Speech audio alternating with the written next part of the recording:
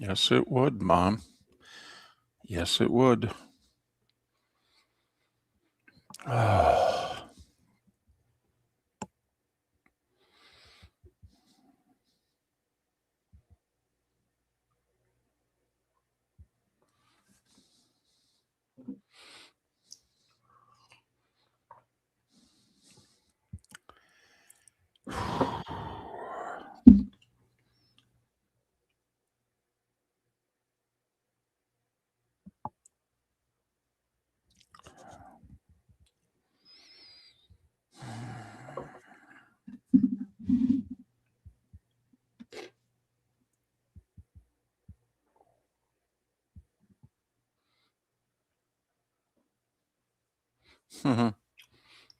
I don't know if I'd go that far, but thank you.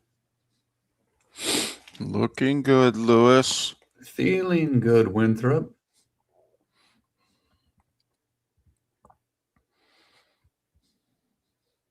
Underrated movie. Of all the Eddie Murphy movies, that one does not get talked about.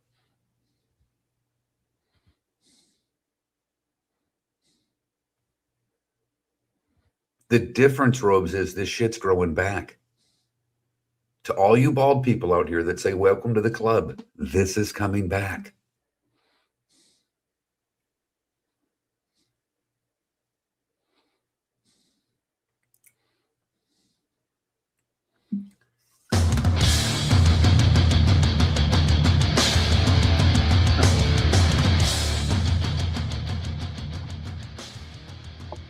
You're listening to Miller and Moulton, coming at you from the Floormeister Studios. Floormeisters, keeping it real.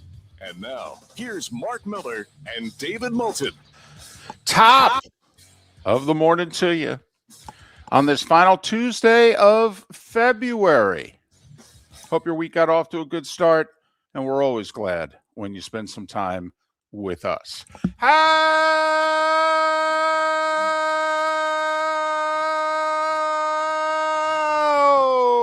the heck are you, Miller and Moulton? MillerandMoulton.com, Miller_Moulton on X. Mark joins us once again, still in the hotel, and looking a little different than he probably ever has before in his life. So if you weren't inclined to check us out on twitch.tv or on the Miller and Moulton YouTube channel, you may want to do so. All right. Top of the morning to you, Mark. How are you? Good morning, David. I feel a little lighter. And why is that? I don't have any hair. I thought I had made it through it. You know, with all the chemo that I was given during my stint in Moffitt, they said I could lose my hair. And I'm like, all right. And I was fine with that. And I was kind of expecting it. And so I had asked the nurses, when's this going to happen? And they were like, probably next week. Well, next week came and I didn't lose any hair. And even the nurses were all quite surprised that I kept my salad. And I got out of the hospital on Friday, checked into a hotel on Friday night, no problem. Moved to the hotel I'm at on Saturday and and noticed a little hair. But Sunday, I guess Saturday, I noticed some hair coming off after I showered. Okay. Sunday, I went, oh boy. Sunday, after the shower, it looked like it was shag carpeting in the tub. And I went, oh boy. And yesterday, the same thing. I took a shower before I had to go to the hospital. And I'm doing, I have to go to the hospital pretty much every day right now for labs, and they're checking things, etc. So yesterday, I noticed after the show, particularly where my reading glasses are, you could see basically that the reading glasses from taking them on and off were poking holes in my hair. And there was a clear spot there. And I went, well, we're not going to let this come out in clumps. That's going to look silly. So Moffitt has a salon there, and anyone, and it's actually a free service. So anybody that's losing their hair, they'll shave your head. And so I went down there, and there was a lady wanting something, and she was chatting for about 5 minutes, and I'm just standing there, and I finally said, so she came, what can I help you with? I said, it's starting to fall out. I said, I want to get it shaved. And it said, you have to make appointments. So I didn't expect them, I thought maybe today I would have to go get it done. She's like, all right, sit down. I'm like, okay, let's do this. And she goes, we use a half. For those of you men who use, go to the barber with the numbers, we go to a half. I said, okay. And a half might as well be a 0 because it comes off and it's gone. She gone. So you're ready for the Army. The Marines, for crying out loud. I mean, this is this is short. And so I got a kick out of it, and I took a selfie and I put it up on social media, and all of my bald friends, every single one of them, went to the club. And a very old friend of mine, great guy, Chris, he said, bald is beautiful, look at me. And I've never really associated Chris with beautiful. He's a rather large human being. And I said, that's a stretch. And so there was some, back and forth with a few people, but every bald friend that I have to a man said, welcome to the club. To which I politely replied, this is growing back. Right. I'm not in your club. I may be visiting your club for a month or two. Right. But I'm not in the club. Right. This is a detour. Right. Okay. Yes. But the truth came because everybody, even in the Twitch chat room, hey, it looks good on you. People on Facebook, oh, it looks great. You got a good shaped head, all of those things. And people were wonderful. They truly were. But you know who you get the truth out of, David? Let's see. An 11-year-old. There you go. There you go. So, I text the picture to my wife, and she says it looks great, and we talk on the phone. She goes, what do you think? And I said, well, I will say that hair keeps your head warm, and it's chilly out. That was the first thing I noticed. Okay. And so she was picking my daughter up from school. I said, have Maddie call me. And when my daughter calls me, every conversation we have is on FaceTime. So she gets in the car and she says, my wife says, your dad wants you to call him. And she got nervous. And he says, no, she's like, nothing's wrong. Nothing's wrong. He just wants you to call him. So she calls me and her jaw drops for about a half a second. And she screams at the top of her lungs, followed up with, you look like an egg.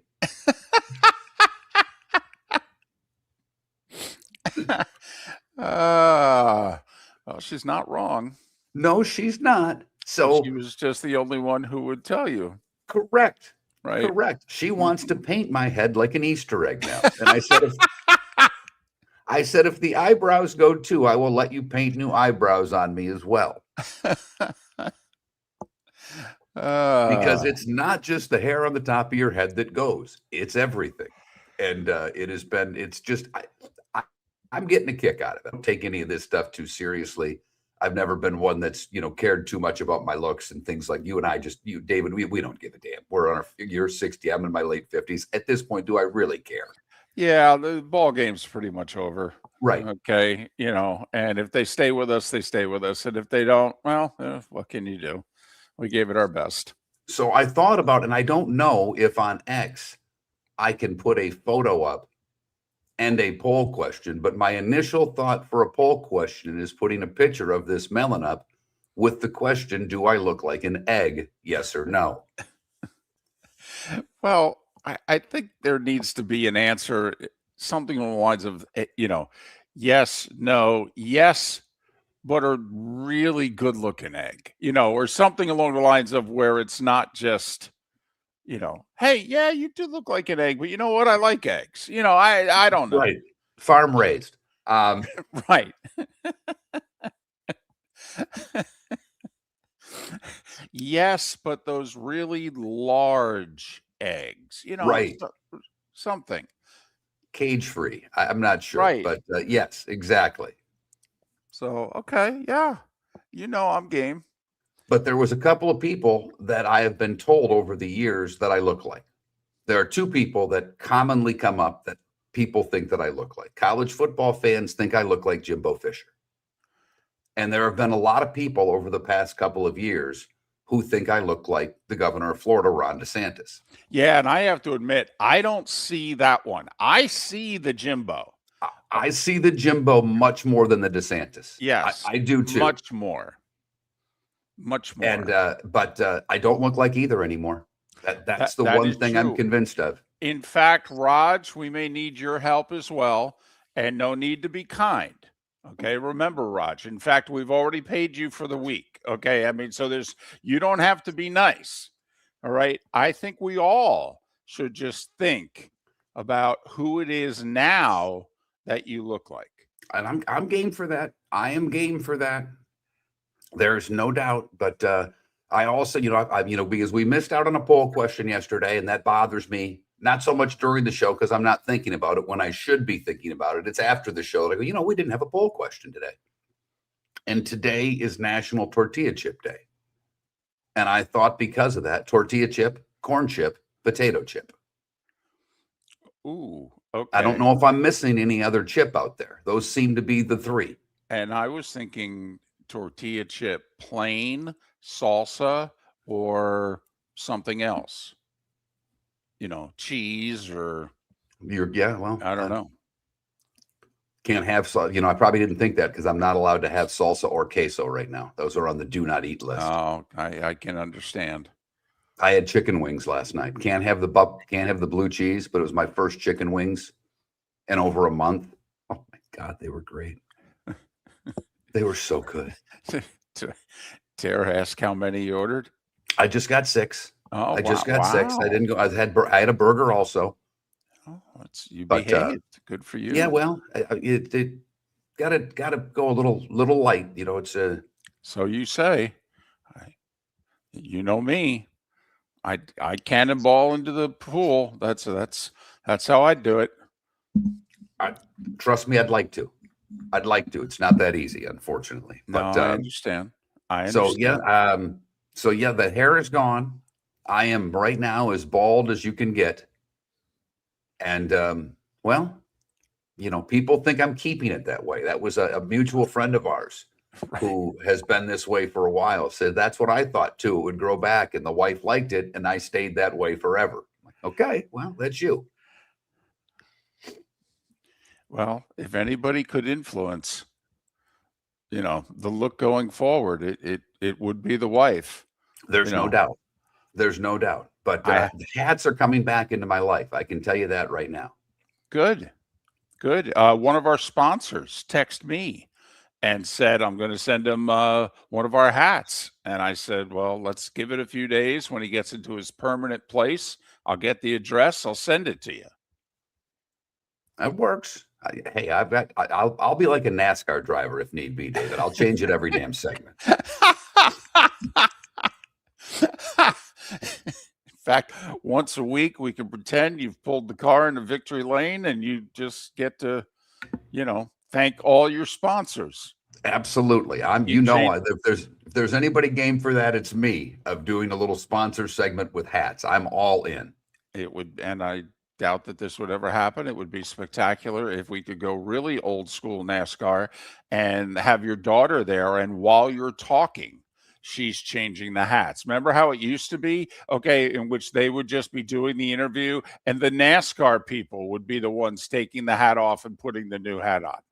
I'm glad you went with that. You started old school. I thought you were going to say I had to smoke a Winston during the interview. No, maybe you just get out the white T-shirt and you just roll one up into, on your there left you go. sleeve. Roll the pack up into the sleeve. Perfect. Right. And Perfect. you can just leave it that way. We will talk a little golf today. Bob Harig is going to join the show at 8:00. I watched TGL yesterday afternoon. I'm sorry to hear that. Well, and watched it with my mom, and she had a couple of takes on the sport, which I thought was fascinating because she likes golf. She used to play golf, and she was giving her input on what she thinks they should do differently, which amused the hell out of me. Okay. Be curious what mom has to say about that. A little bit of college hoop last night, a little bit of NBA. The hockey team's back, and they were rocking in Miami. We'll tell you about that as well, the starting 5 in 25 minutes on Miller and Moulton. American Paint Supplies is your one-stop shop for all your coating needs and has been for 30 years. American Paint Supplies is also your #1 Festool dealer in Southwest Florida. If you are a builder, cabinet maker, painter, or power tool enthusiast, Festool craftsmanship can be found at American Paint Supplies, celebrating 30 years of service, and Festool is celebrating 100 years of excellence. Come to American Paint Supply for a perfect pairing of service and expertise on 6100 Shirley Street, Naples, off of Pine Ridge, or online at AmericanPaintSupplies.net. Let's talk the big differences between Floor Meisters and the big box store that sells flooring. Floor Meisters is family owned. They do flooring, not doors, nuts and bolts, or weed killer. They specialize in it. They know it. Floor Meisters backs their installer, so if there's ever an issue, good chance the boss, TJ, will come out and make it right. Floor Meisters prices beat the box stores every day of the week. When you think flooring, think Floor Meisters in Naples. FloorMeisters.com. Real people, real prices, real quality selection. The Floor Meisters, just keeping it real. Your roof is your home's first line of defense. At Pelican Roofing of Florida, Ronnie John and their team bring years of experience to protect what matters most, your family and your business. From residential repairs to large-scale commercial roofing, we deliver honest work, fair pricing, and quality you can trust. An upgrade on your roof can lower your insurance costs. Don't wait for a leak to turn into a disaster. Call the experts at Pelican Roofing today. 1-866-9-PELICAN. That's 1-866-9-PELICAN. Online at PelicanRoofingCompany.com. CCC 1332512. Think we only fix windows? Think again. Your local Glass Doctor Home and Business does so much more to upgrade your home. We custom build stunning shower and bath enclosures, install sleek glass doors and windows, and can bring fresh life to foggy or cracked panes. Need a glass tabletop or a statement mirror? Yep, we do that too. If it's glass and it's in your home, we're the team to call. Call the Glass Doctor, we fix your pains. Oh yeah! This is Miller and Moulton.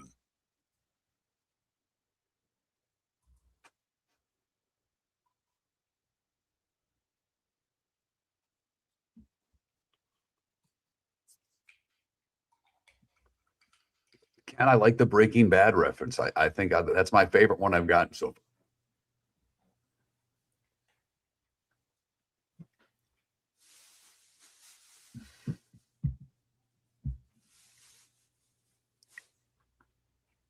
I had a woman, a friend of mine, buddy of mine's wife, say I look younger. I don't know if I look younger this way, because I'm not gray, so that kind of surprised me. But hey, who knows?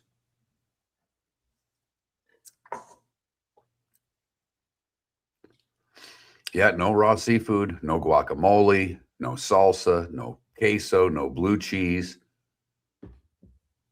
no brie, no soft cheeses really. No raw meat, so I'm not eating a steak because I'm not getting a steak medium well.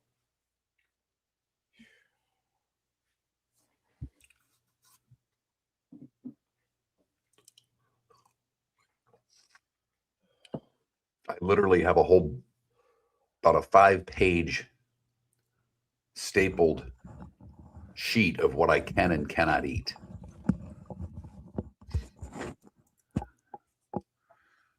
No buffets, but that was pretty easy because I don't do buffets. But I can't eat salads and no, it won't be permanent. It will not be permanent. Basically, just until my blood counts get to somewhere where my immune system is not so compromised. 6 months. I would say so.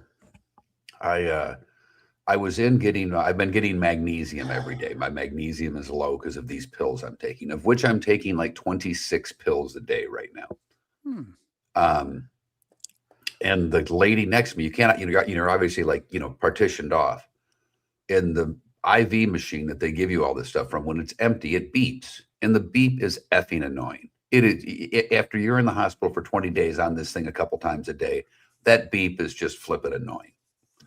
And I hear the woman in the stall next to me, the guy kind of apologized. And she goes, I know how to hit silence on it. But, after a while, when you're inside, you want to hit the nurse's button, but you don't want to bother them. And it just gets annoying. And I just very loudly went, what she said. Mm-hmm. And they laughed. And she ended up seeing the article on me that Moffitt did. She reached out to me on Facebook. She has the same thing. And they have a little group with a couple other people who have gone through the same thing. She sent a really nice text, which I thought was sweet. And I texted with her for a little bit yesterday. But she introduced me to another woman who's doing okay, and a guy who's 2 years removed from this who's doing great, a football coach, like a high school football coach. Good. So that was kind of nice. Not that I'm one that needs support groups, but if you can help others, I think that's worthy.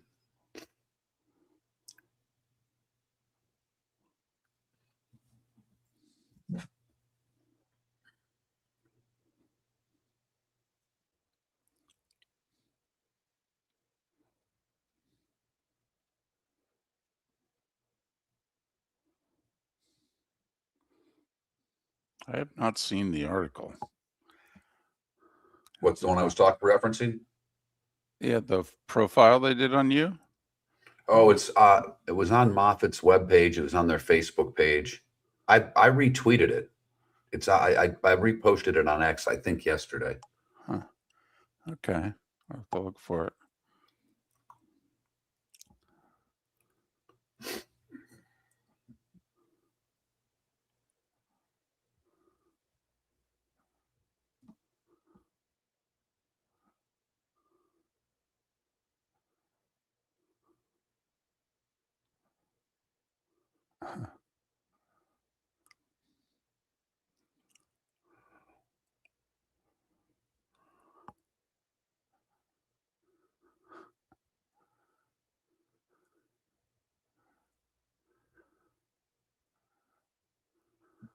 I just pulled it up on the Facebook page.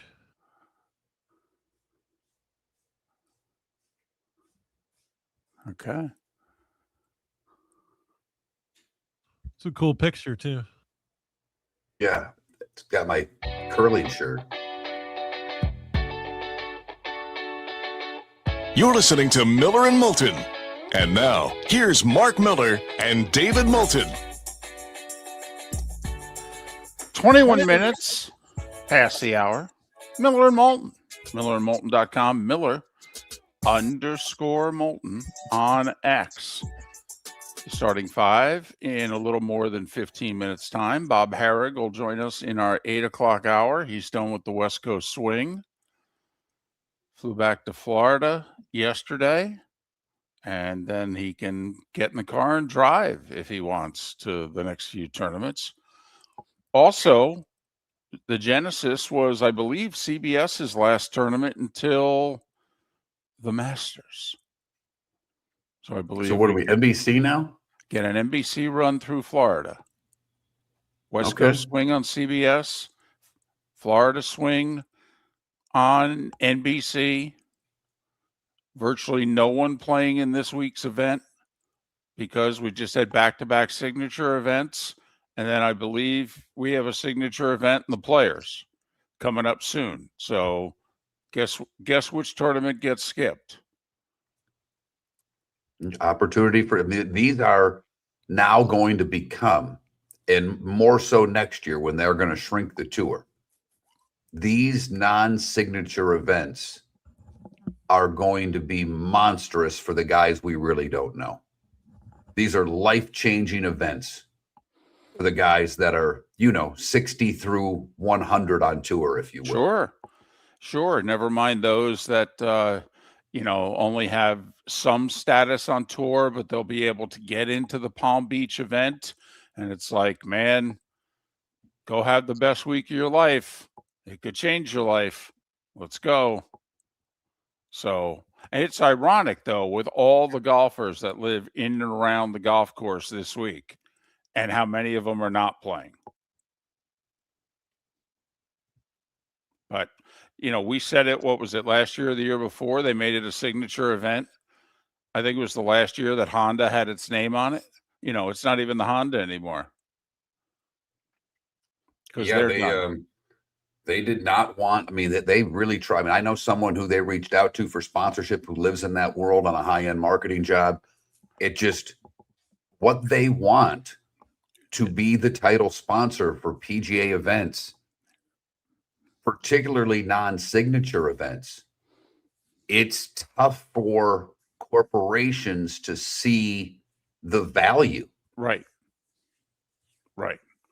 What's it like for a non-signature event? Aren't they asking for $20 million in commitment? I think that's the number. Yeah. It's a week, man. Okay. And it's really 4 days, and you're being generous. because it's really two. It's really two. Now, the corporations get a lot out of the Tuesday, Wednesday Pro-Am. They They take do. care of a lot of clients. There's a lot of access there. But again, it's a non-signature event. So yeah, you're taking care of your clients, but for 20 million and they're playing with, Jadon Brook, does it really move the needle the way it would in a signature event? Right. So Bob Harig, back east. We'll talk to him during our 8 o'clock hour. So I mentioned I watched a bit of the TGL last night, and my mom, I have to have a caregiver nonstop. So this is mom's week. My wife gets up today. Mom goes home. They're going to go back and forth for like the next 3 months, basically 2.5 months. And we haven't killed one another yet. And I think that's a positive. But I had it on and she just kind of went, "What is this?" And so I said, "This is the TGL." I said, "The Tiger and Rory started it. They're big time owners of these teams. They play for cities, supposedly, even though all the events are in West Palm. This venue cost a boatload to make, and kind of, they changed the greens, they hit it into a screen, and they putt and chip." And she goes, "Oh, this is kind of cool." Okay. Now, my mom played golf, likes golf. Right. And then she went, "Who's that?" And it was Chris Goddard. She had no idea who that was. Now, he's off to a great start this year, but he's not a familiar face on tour by any means. Right. And then you had, Thor Bjornsson or whatever the hell his name is. A guy, I wouldn't recognize him. If $1 million, pick him out of a lineup. Couldn't do it. And so the players are saying, good shot to one another. But there, again, it's not Larry Bird playing basketball telling the guy, "I'm going to take one dribble, go right, off glass." Right. There is no talk. smack talking at all. And David and I, since the beginning of this is what we were looking for. We wanted this to be the Saturday foursome with your buddies. Yeah. And my mom said, "Boy, it would be cool if they drank." Oh, here we Listen, go. 81-year-old lady going, "You know what they need? A couple beers to loosen them up out there." Yep. They sure do. Yep. Get a young lady to pull up in the beer cart, sell them whatever. Yep. Mm-hmm. Get a title sponsor, which I'm sure would be more than happy to wrap their logo around the cart and what have you. Sure. Yep. But I just found it fascinating because David and I have said this since the event started, that they need to be having a couple of pops and make it a little loose. Yeah. But I thought it was fascinating that my mother, out of nowhere, that's what came out of her mouth. So maybe you know where I get it from now, everyone. But I just thought that was interesting, that was her first take, because she actually thought it was pretty cool. Like, she thought the whole idea, she liked it. So she enjoyed the golf. She enjoyed the golf. She enjoyed the venue, if you will, hitting it into the screen, because they have some goofy holes, and they have a couple. They make these courses pretty tricked out. In fact, there was a hole they were playing where you couldn't hit the ball too high, or it was going to hit a rock face. And Justin Thomas hit a drive like 300 yards that never got more than 10 feet off the ground, and it was just so she just thought the thing, for lack of a better term, was kind of cool. And but it misses the one thing after that it needs, which is the back and forth between the players. I will say, whenever you see Tiger, like this past week, he was the host of the Genesis Invitational. And did you see some of the practice round footage? Tiger's kind of making his way around the course while the guys are playing their practice round, and he's saying hi to the guys in their environment.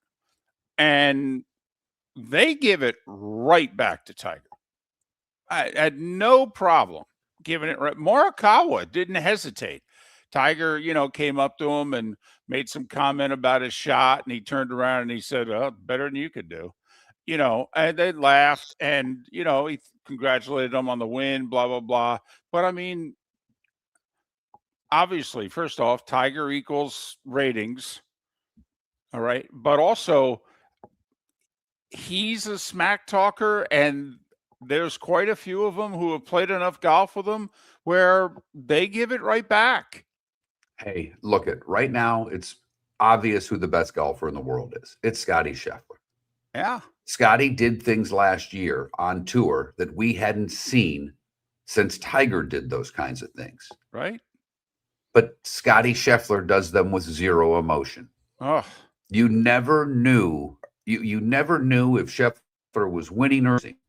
And you all remember when Tiger was playing golf, you knew if it was a good shot or a bad. You didn't have to, you could have just put the camera on Tiger and never shown the ball, and you knew exactly what was going on with every shot he hit. And the tour misses that. I mean, obviously they miss Tiger for a lot of reasons.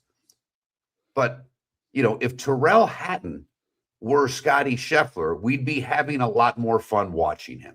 yes, we would. Yes, we would.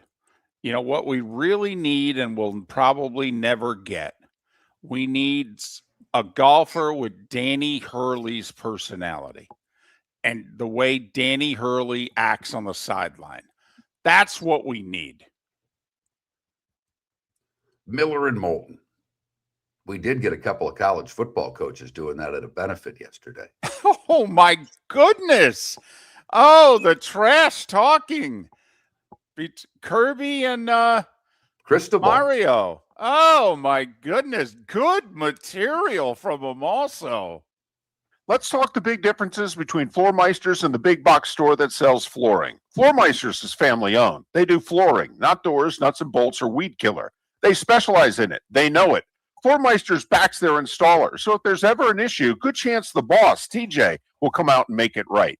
Floormeister's prices beat the box stores every day of the week. When you think flooring, think Floormeisters in Naples. Floormeisters.com. Real people, real prices, real quality selection. The Floormeisters, just keeping it real. Got a cracked window or foggy glass? Don't wait for the next storm to make it worse. Your local Glass Doctor Home and Business is just down the road and ready to help. From leaky frames to shattered panes, we've got the tools and the know-how to get your home or business storm ready. With flexible scheduling and our done right promise, you'll be in good hands. So before or after the weather hits, call your neighbors at Glass Doctor. Glass Doctor, Glass Doctor.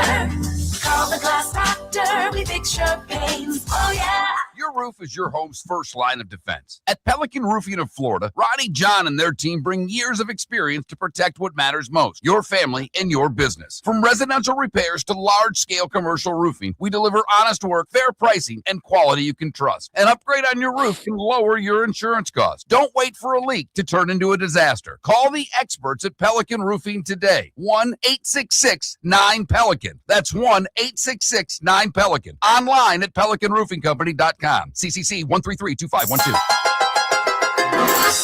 Hey, Southwest Florida, Jimmy the Beef Guy here. For you that haven't tried us yet, you gotta get in here and try my favorite 5 Chicago-style sandwiches. I got the Italian beef, I got the Italian sausage, the sausage and beef, the Maxwell Street Polish, and our soon-to-be famous breaded steak.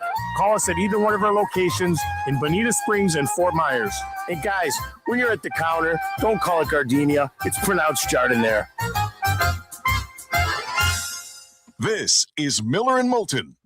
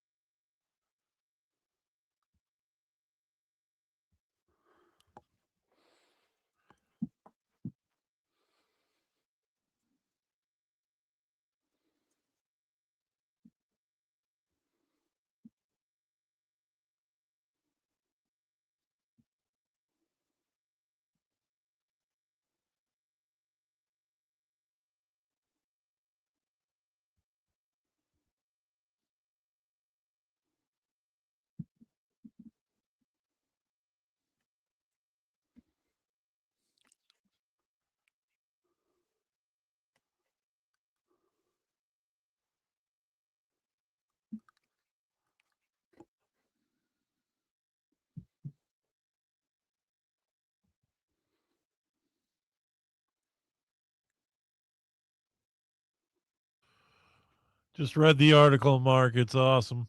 Yeah, they did a nice job.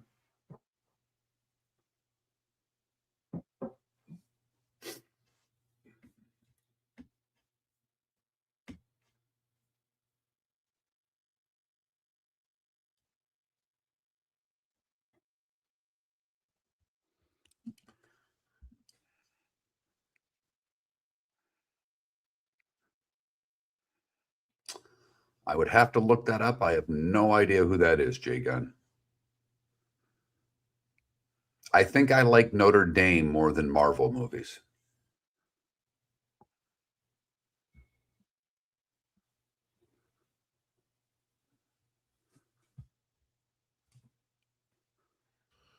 Yeah, I was thinking it was some kind of superhero villain, but I couldn't quite get there. Maybe Lex I Luthor. like the person that went with the Breaking Bad with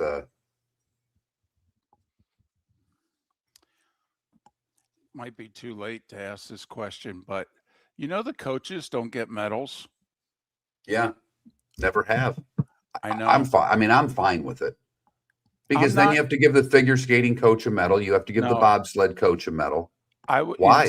In team sports, I think the coach should get a medal.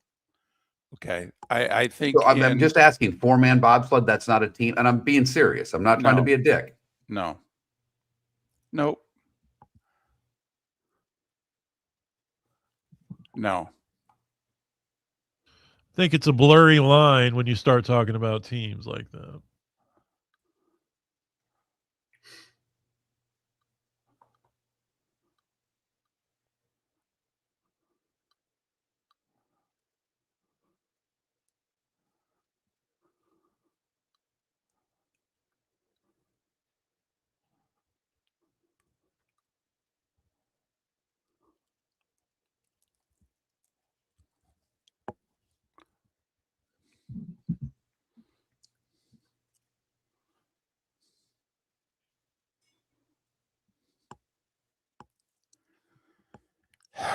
Do the coaches at least get the stuffed animal? Great question.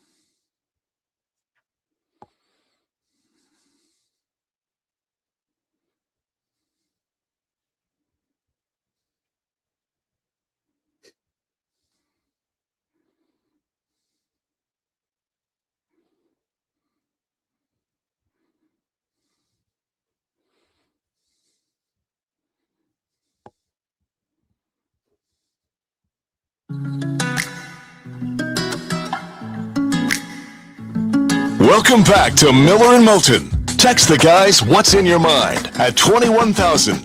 That's 21000. And now, here's David Moulton. 22 minutes till the top of the hour on this National Tortilla Chip Day. So we're asking you, if there was only one thing you could dip it in, what would it be? Guacamole, salsa, queso? Vote accordingly. That Mark Miller, the David Moulton, Miller_Moulton on X. Without further ado, it is time for The Starting Five. 5 big stories you need to know. Here is the Starting Five. And we'll start with a side story after the Olympics. State of the Union address tonight. The entire men's and women's hockey teams were invited, which would have been logistically interesting because seating in that venue is limited. But the women's team said thanks, but no thanks. They were invited kind of late. They had already made plans. They flew back commercial to Atlanta yesterday. while the men flew back privately to Miami. That's not the original plan for both. Everybody was flying back to New York, but the storms in the Northeast changed that. So the women said thanks, but no. And the men, it's unclear, I should say, how many are going to be there because the NHL resumes tomorrow. And 12 of the 25 guys are scheduled to play tomorrow. So it's unknown right now how many of the guys are going to be at the State of the Union, but they're invited. And there have been quite a few who have said thrilled to be going. So we'll see. Needless to say, they will get a rousing ovation tonight. Certainly hope WNBA. so. I certainly hope so. I will say quickly, David, they made it to 11-11 last night in Miami as the party continued and led the club in singing the national anthem when they came in. Well, whatever those guys wanted to do, everybody else was going to follow. If you want to see hungover interviews, look up when they landed yesterday. A couple of guys gave interviews and they needed a nap. That's all I'm saying. We'll go WNBA next because the WNBA told the players and the league that you guys have 2 weeks to agree to a CBA or there's going to be problems. And by problems, we mean, well, part of the season's going to start going away with every day. And the reason is you're thinking, well, wait a minute, that's March 10th. Season doesn't start for 2 more months. The league's like, yeah, we've got 2 expansion teams. We haven't had an expansion draft yet. We haven't had free agency yet. So we got to do our off season before we can have a season. So the league has given the players 2 weeks to make a deal or else. I am fascinated, David, because you like this league more than I do. But I do like watching Caitlin Clark. I understand how good they are. But the league has grown in popularity immensely over the last 18 months to 2 years. Absolutely. If they were to have a delay to the start of the season, whose side would fans be on? How would it affect the popularity? How would it affect ratings? I'm paying a lot closer eye to the off-season stuff, if you will, than when they actually start playing the games. Well, I think the fans are on the player side because of what you said at the beginning. They've gotten a lot more popular in the last 2 years. Well, why do you think that is? Caitlin and a few others who have come up from college, and their fans have come with them. So I think the fans are on the player side, right? I think if the league is interested in winning the PR war, all right, the league is going to have to just flat out say, we'd love to pay them more money. This is how much money we've lost fronting this league for 25 plus years. Okay, this is how much money we've lost in the last couple years. Now, you run the risk of lying. You know, everybody tells, you know, they see the numbers and they tell their side of the numbers. But I think if you're the league and you want to win this PR battle in 2 weeks, you're going to have to get pretty ugly. I agree with that 100%. And let me ask you, if you're the league, how does that benefit you? If you know what I mean. I do think, though, letting people know how much money they're losing. I mean, I'm on the side of the owners here because I think it's ridiculous that these players I know it's a great women's league. It's a glorified minor league when it comes to ratings, revenue, and everything else. And they think they should be paid like athletes who are in leagues that make money. I think it's ridiculous. Well, I will say with the attendance and the ratings and the new TV deal, which, by the way, I think this league short-sighted themselves. Okay, but that's anyway. I think it's impossible not to be making money right now in the WNBA. I mean, they're not making any money. I mean, there's only 10 or 12 of them on a team. I mean, your payroll's so low. I don't know how they're not making money, even with the whole private flying. Chartered flights aren't cheap, David. I don't know why they think they should be flying charter. I'm serious. I think it's a joke. Listen, we could debate that, but I'm just saying, I think the league is now profitable. I think the league for 25 years was highly unprofitable. Okay. And that's part of the divide, that you've got the owners going, do you know how much I need to make to get even? And now the minute that you guys are a viable product where I haven't had to front you, okay, you want this. Okay. No. No, I got to start getting some of my losses back. That's, I think, the real problem. I agree with that. And I think both sides are right. And that's why we've got a situation. NBA, 3 games last night. For all the praise Miller and Moulton have been giving the Pistons, yeah, San Antonio's a lot more than Wemby. San Antonio's a legit contender for the NBA title. San Antonio's 3-1 against the Thunder, and they went to Detroit last night, and they armbarred the Pistons. They got up on them on the second quarter, and they just methodically kept them at further and further distance.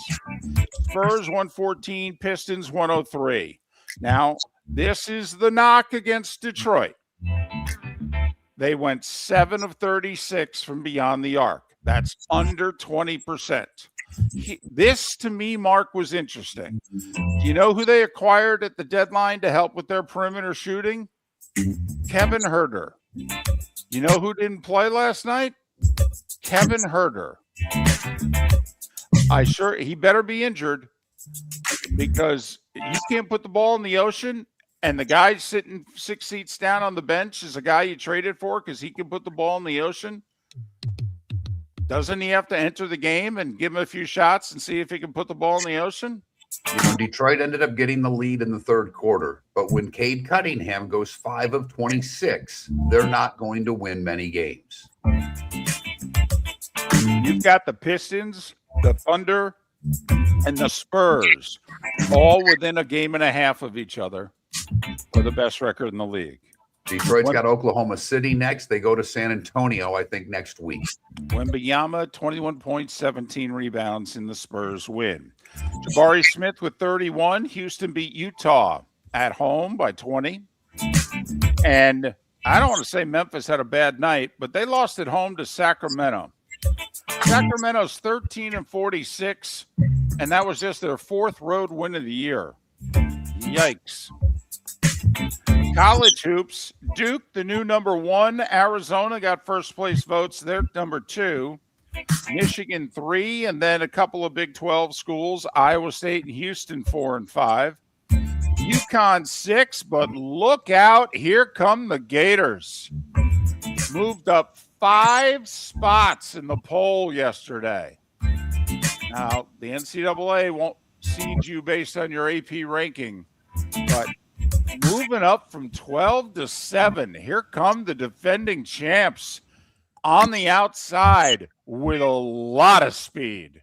Put it this way, David. I don't care if they're a 2 or 3 or a 4. If I'm a 1, I don't want the Gators in my region. No doubt. No doubt. Miami of Ohio, 27-0, up to 21st in the rankings. A couple of good ones last night. Battle of ranked teams. 24th ranked Louisville was favored in Chapel Hill. What was up with that? Syracuse was favored at home against North Carolina. Now Louisville was favored in Chapel Hill. Why all the disrespect for the Tar Heels? They did beat Duke recently, They're not bad. Anyway, 18th ranked Carolina edged Louisville 77-74. Seth Trimble with 30 for the Tar Heels. Meanwhile, 5th ranked Houston suffered their 3rd straight loss They went to Kansas, and the 14th ranked Jayhawks won 69-56. Bill Self can coach. Bill Self can really coach. I mean, for all the talk about Patino, Hurley, Sampson, all right, you got the young guys, May and Shire and all that. Bill Self can really coach. Now, don't get me wrong. They were paying athletes before you could pay them. And now, actually, the system that we're in, Kansas doesn't have the advantage they used to have. But, man, that guy can coach. Kansas by 13. NFL. So the Falcons, Mark, is this a surprise to you? They say they're going to place the franchise tag on tight end Kyle Pitts. That's $16.3 million on the payroll.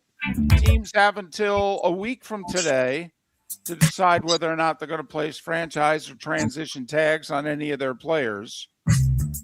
Falcons and Pitts would have 4+ months. They'd have till mid-July to actually negotiate a long-term deal. So are you surprised? If you were the Falcons, would you have done it? It's a lot of money for a guy who's really underproduced for them. This seems to have Matt Ryan's handprints all over it, David. It's a one-year tryout. And it's a tryout in which you just can't be okay. Okay, are you the dude or not? And he hasn't been the dude at Nope. all. Except when he plays the Tampa Bay Bucks. His numbers against Florida teams are outstanding. Everybody else, Kansas City releases defensive end Mike Dana. They'll save $9 million. They're still not cap compliant. Patriots release running back Antonio Gibson. They're going to save a little over $4 million for that. He tore his ACL in week 5. And Chargers starting center Bradley Bozeman retires. 31 years old, 8 years in the league, started 110 games. Bozeman, very popular in that locker room. His play wasn't as good this year as it had been in past years, but I think it's a surprise anytime a 31-year-old offensive lineman goes, no, I'm done. And a good one. Yeah. Well, So tells the you how much he Chargers- wants to play for the McDaniel offense. Baseball, Guardians signed Reese Hoskins to a minor league deal. Cubs did the same with Michael Conforto. And your guy Scooble has told Team USA, yeah, I'm only pitching once. That's it. So, we've got that 4-game round robin in 5 days between March 6th and March 10th. I'll pitch one of those games. But, if we make it to the semis or the final is 11 days after their first game. And Scooble says, yeah, I'll come back and watch, but I ain't pitching. I don't know. Listen, Mark, he's the best pitcher in baseball. At worst, he's second best. But I'm sorry. This guy's a bit of a prima donna. The word was he wouldn't give him one more inning in that deciding playoff game against Seattle because he was at 100 pitches, and he goes, nope, I'm not going anymore, okay, with the season on the line. And now this, I'll only pitch once. First off, I'd go get somebody else. I mean, what? You're going to give me 4 innings against Great Britain? Come on. What the heck? I'll get somebody else, thanks. Now, I do think this leans in the Seth category. Why aren't you having this tournament in the fall when the season's over and all of the arms are ready to pitch, if you know what I mean? And that was the starting 5 brought to you by Lee County. Get ready, Southwest Florida. The Southwest Florida Ag Expo is back. Now's the time to save big with the Mega Pass, your all-in-one ticket to the fun, one low price. Get your one-day admission and unlimited midway rides. Mega Passes available online through February 26th at swflagexpo.com. Don't wait. Grab yours. Get ready for roots, rides, and real fun. Lee County, building a better community through business, sports, and tourism. Mark Miller for Sleep Treatment Direct. They are helping me with sleep apnea. And by helping me, I mean curing me. No more CPAP machine, no more snoring, no more tossing, no more waking up exhausted. Their expert team got me the right treatment, fast and hassle-free. If you want to feel energized and get rid of your snoring, call Sleep Treatment Direct today.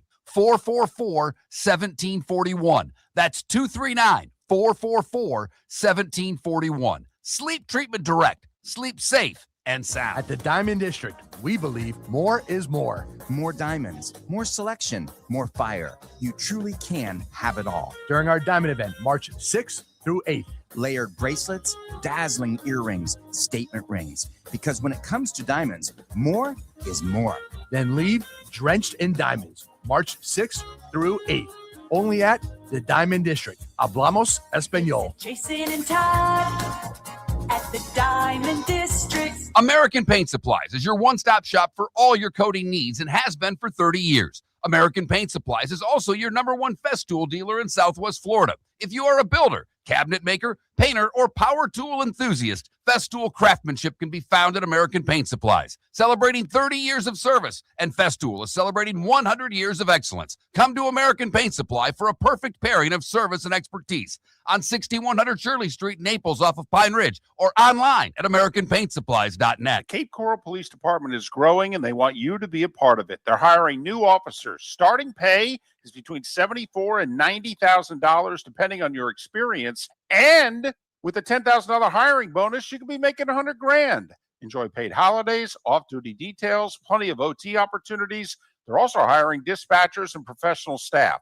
So go to CapeCops.com. CapeCops.com. Be brave, be best, be Cape. Your roof is your home's first line of defense. At Pelican Roofing of Florida, Ronnie John and their team bring years of experience to protect what matters most, your family and your business. From residential repairs to large-scale commercial roofing, we deliver honest work, fair pricing, and quality you can trust. An upgrade on your roof can lower your insurance costs. Don't wait for a leak to turn into a disaster. Call the experts at Pelican Roofing today. 1-866-9-PELICAN. That's 1-866-9-PELICAN. Online at PelicanRoofingCompany.com. CCC 13325. This is Miller and Moulton.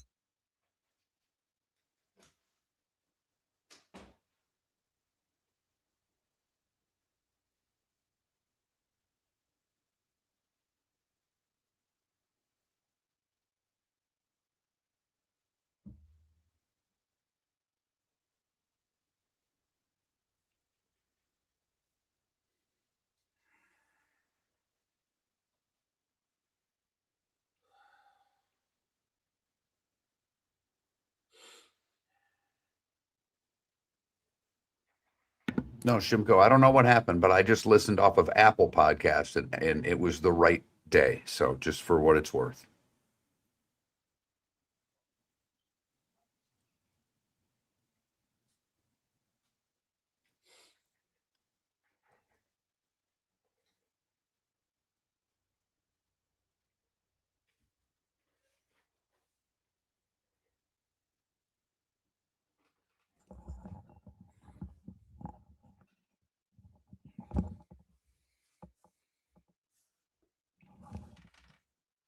You know, the Puerto Vallarta Chamber of Commerce is going to have trouble getting people coming back there. If you thought it was tough to get people to come to Florida after the hurricanes, the Puerto Vallarta Chamber of Commerce has a much more difficult task than any of the Florida chambers in getting visitors post-hurricane. Holy crap. Apparently they ran a prison, like the gangs ran a prison gate down and started a riot and prisoners are escaping. I mean, this is ugly. I don't know if it was a joke or not, but someone on X posted a picture, of smoke in the distance, and they said they've burned down the Costco. I don't know if that's true or not, but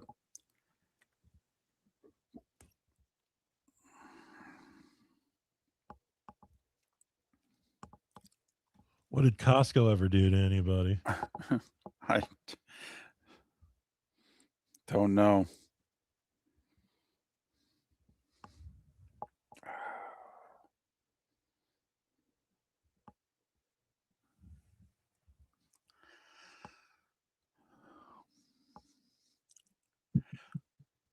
Trent just noticed. Oh, yeah. Trent had the look, right? Trent had the look. Trent has the look. I mean, Right, Trent, I that's know. his normal look, for crying out loud.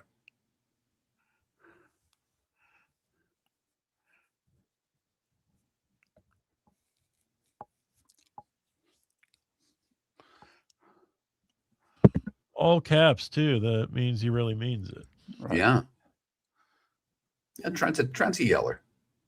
Yeah, no doubt. Paula, are you a fan of the daughter-in-law? Be honest with us, Paula. Well, in Trent, for what it's worth, see, Raj actually likes the dead. Rick Church just looks like Jerry Garcia.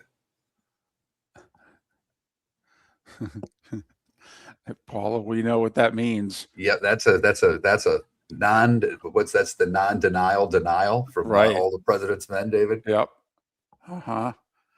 That's the if you can't say something nice. Hey, I'm guessing her stock was totally in the toilet until she produced some grandkids, and then you went, well, I do like these. Thanks.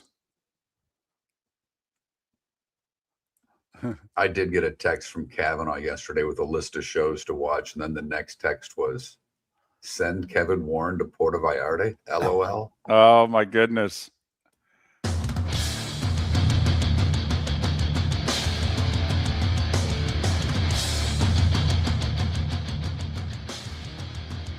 You're listening to Miller and Moulton, coming at you from the Floor Meister Studios. Floor Meisters, keeping it real. And now, here's Mark Miller and David Moulton. Hour two of Miller and Moulton on this final Tuesday of February. Thanks so much for being with us. Miller and Moulton, millerandmoulton.com, Miller_Moulton on X. This would be a good show for you to check in twitch.tv/Miller and Moulton or the Miller and Moulton YouTube channel, because Mark has a completely different look than he's ever had before. The hair, finally, chemo was winning the battle. Okay, and the hair was starting to go. And Mark said, well, if it's starting, then I'll finish it. And so Mark is ready to sign up for the Marines. All right. And Not going to be able to do the rope climb, David. I'm not the fitness part. I'm in big trouble. Oh, no, I didn't say you're going to pass and they're going to keep you. I just said that you're ready to sign up.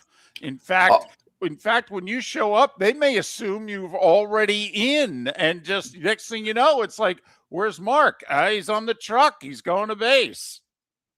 I'm feeling more like Candy in Stripes. But you guys got a 6 to 8 week training program here, which is perfect for me. And Raj, who just got up and left the studio, but he'll be back shortly. All right. He's got one of his Grateful Dead t-shirts on. And I'm glad you described that correctly. One of his. One of his. Not his only, one of his. Oh, Raj's the jam band guy. That's right. That's his thing. Now, I have confidence Raj could do the week in Dead shirts. You're probably right. He may slip in one Fish shirt in there, but yes, you would be right with that. We do have a poll question up today. It's National Tortilla Chip Day. If you could only dip in one, what would you dip your chip in? I went very green eggs and ham with the wording of that question today. Guacamole, salsa, or queso. Queso in the lead, guacamole second, salsa third. That's how I ranked them, for the record. Queso, guac, salsa. If I had to put them in an order, and I love all three. I want all three in front of me. I can't wait until I can eat all three again. Because right now they're on the Now I can make my own salsa. I can make my own guacamole. Have those, but the soft cheese apparently is a no-no right now. Interesting. That's interesting to me. So, all right. I went with queso. I kind of figured, because you don't like guacamole. No, I do not. And I know I'm in the salsa minority. Better be mild. We can't give you anything spicy. Not true. It's not true. Oh, man. I want some medium wings and some mild salsa. It's not. Man, take a little. Sometimes the characterizations are a little unfair on this show. A little bit, a little bit. All right, not a lot of it, but just a little bit. Sometimes. Miller and So Moulton. one of the things you brought up, David, I think we can discuss for a half a minute. Okay. I think you brought it up during the break, is that coaches, and this has been this way forever, coaches in the Olympics do not get medals. I mean, I remember it being discussed, amongst people when Herb Brooks didn't get a gold medal for winning the games in 80. That's how long I've known about it. And I must have forgot it if I knew it at one point in time, because when the U.S. women won the gold and they're celebrating on the ice, and then they've been given their gold medals, okay, you can clearly see and hear their coach saying to one of the players, "Can I take a look at your gold medal?" And I was like, oh my goodness, that's right. He doesn't get one. This is not right. He deserves a gold medal. And I'm fine with it. I always have been fine with it. I know. And Raj was too. Raj, said it was, yeah, I could see both sides, but I think Raj was okay with the coaches not getting a medal. You brought up a good point, Mark. Everybody's got a coach now. My team in tennis, it's my team. Okay, me and my team, because I got a coach and I got a physio guy and I got, two guys hitting partners with, and my entourage.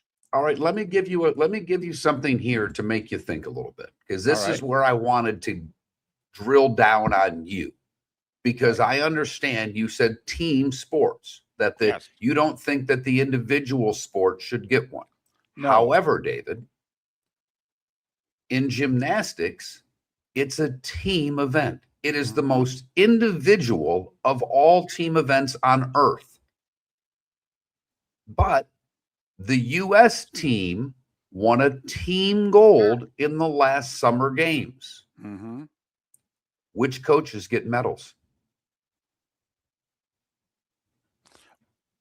Well, to me, if we're giving medals out to coaches, they go to the head coach.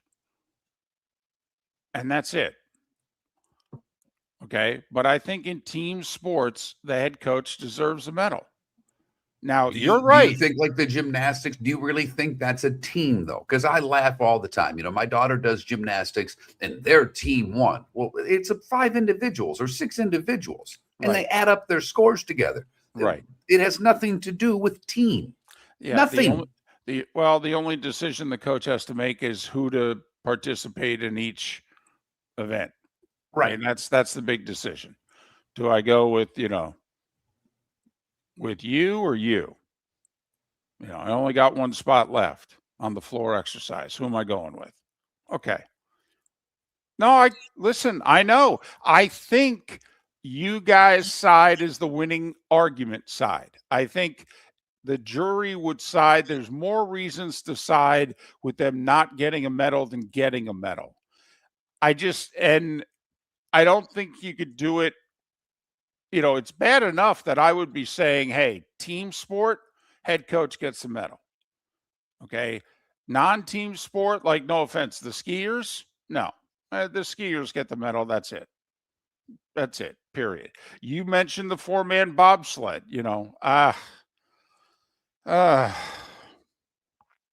Right. I don't know. I know. And that was the phrase Raj used. It's a slippery slope here. It really is. Like for the longest time, I don't know if he still lives in Naples, Brian Scheimer, who was a medalist bobsledder for the U.S., and then he was kind of running the program. And, when we in future Olympics, when we medaled, should Brian Scheimer have gotten a medal?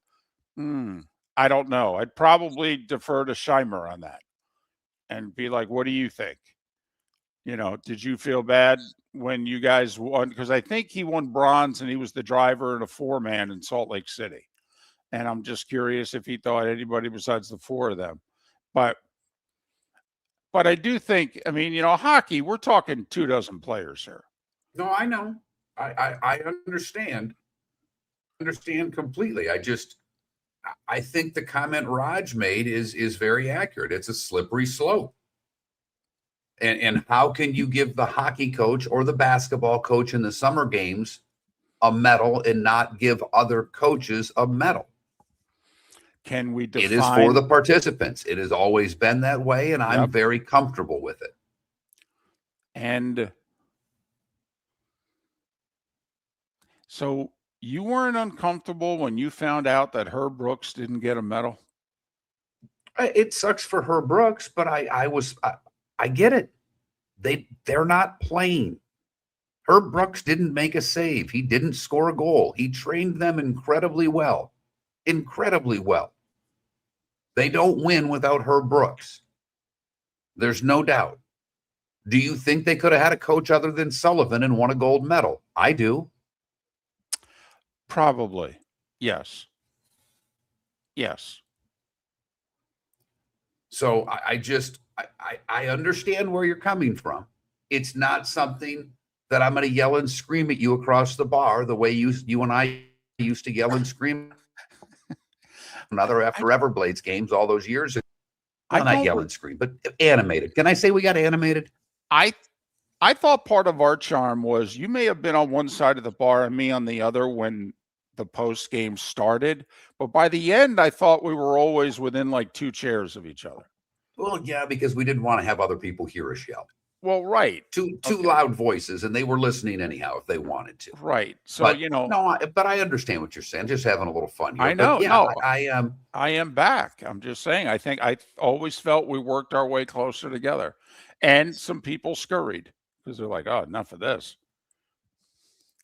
But no, listen, I know you guys are on the winning side of the argument, and not just because they do it your way, but I don't know. The hockey one doesn't sit well with me. The basketball one, quite frankly, doesn't sit well with me, especially now. All right. We're not much better than 2 or 3 other teams in the world. Okay. Those semis and final games are close. So I don't know. I mean, if you want to give the Canadian curling coach a medal for teaching his team how to cheat. Oh my goodness. If we had video evidence of them cheating, why were they not disqualified? I don't know. Because That's a great question. Because they won that. Is it called a match? Okay, in curling game. I don't know. Yes, but I think it's a match. Okay, because they won the match where the cheating took place, and they. I don't know if they would have still. I don't know if they would have still made the medal round by losing that because their record was pretty good, David. Okay. Because that was not a medal game. That was not a elimination game. Right. That was part of the round robin. But you were seeded depending on how well you did in the round robin. I think it would have affected who they played when, in the elimination rounds. But I mean, they clearly cheated. I mean, we have the video. Right. They're cheaters. But I don't understand how something can't be done. Look, something has been done. Every single meme that they have put out, they have McKinnon shooting towards the open net with the meme of the curling guy pushing the puck wide of the net. I mean, it is delivered for at least a week now and will continue. You're telling me during the Stanley Cup playoffs that the curling meme's not coming back? No. This is going to live for a while, David. Miller and Moulton. So just talking about coaches getting medals. Yep. If McKinnon hadn't whined, I don't think we'd see the, Canadian curler cheating meme. But once he started whining, I think it brought the curler into play. Well, and also when he looked like, was it Michaela? And I can't think of her last name, the gymnast there with the resting bee face. Schifrin. When she had that getting not winning in gymnastics, and McKinnon looked very similarly getting the stuffed animal. That adds to it as well. Miller and Moulton. American Paint Supplies, celebrating 30 years in Naples, is proud to be the exclusive Farrow and Ball dealer in Southwest Florida. The best thing to come from the UK since the Beatles, Farrow and Ball has the colors and paints at American Paint Supplies. See why all the designers and painters choose Farrow and Ball. For 30 years, American Paint Supplies provides the perfect pairing of service and expertise on 6100 Shirley Street in Naples off of Pine Ridge or online at AmericanPaintSupplies.net. American Paint Supplies is your one-stop shop for all your coating needs. Let's talk the big differences between Floor Meisters and the big box store that sells flooring. Floor Meisters is family owned. They do flooring, not doors, nuts and bolts, or weed killer. They specialize in it. They know it. Floor Meisters backs their installer, so if there's ever an issue, good chance the boss, TJ, will come out and make it right. Floor Meisters prices beat the box stores every day of the week. When you think flooring, think Floor Meisters in Naples. FloorMeisters.com. Real people, real prices, real quality selection. The Floor Meisters, just keeping it real. Your roof is your home's first line of defense. At Pelican Roofing of Florida, Ronnie John and their team bring years of experience to protect what matters most, your family and your business. From residential repairs to large-scale commercial roofing, we deliver honest work, fair pricing, and quality you can trust. An upgrade on your roof can lower your insurance costs. Don't wait for a leak to turn into a disaster. Call the experts at Pelican Roofing today. 1-866-9-PELICAN. That's 1-866-9-PELICAN. Online at PelicanRoofingCompany.com. CCC 1332512. Think we only fix windows? Think again.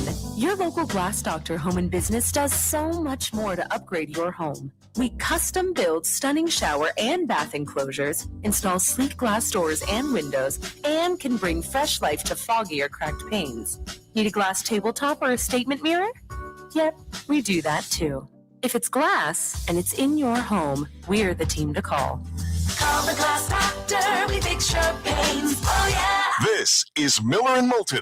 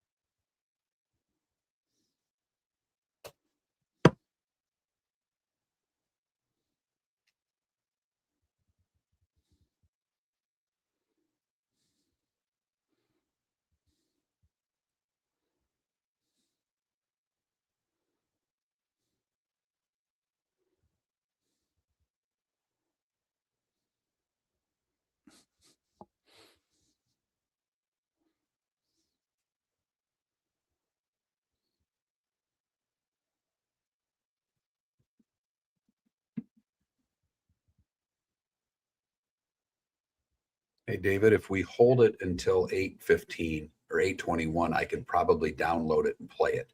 Great. Let's go. I was thinking Lindsey Vaughn here, maybe. Oh, okay.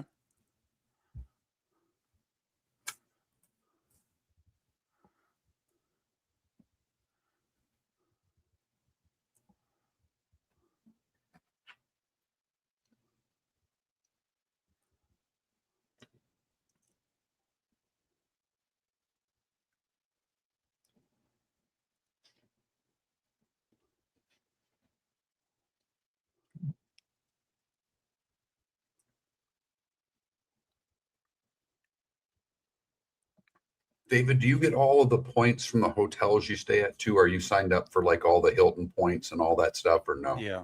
Yep. Do you ever use the digital key? I don't think so. Okay. Big fan. Got to be honest with you.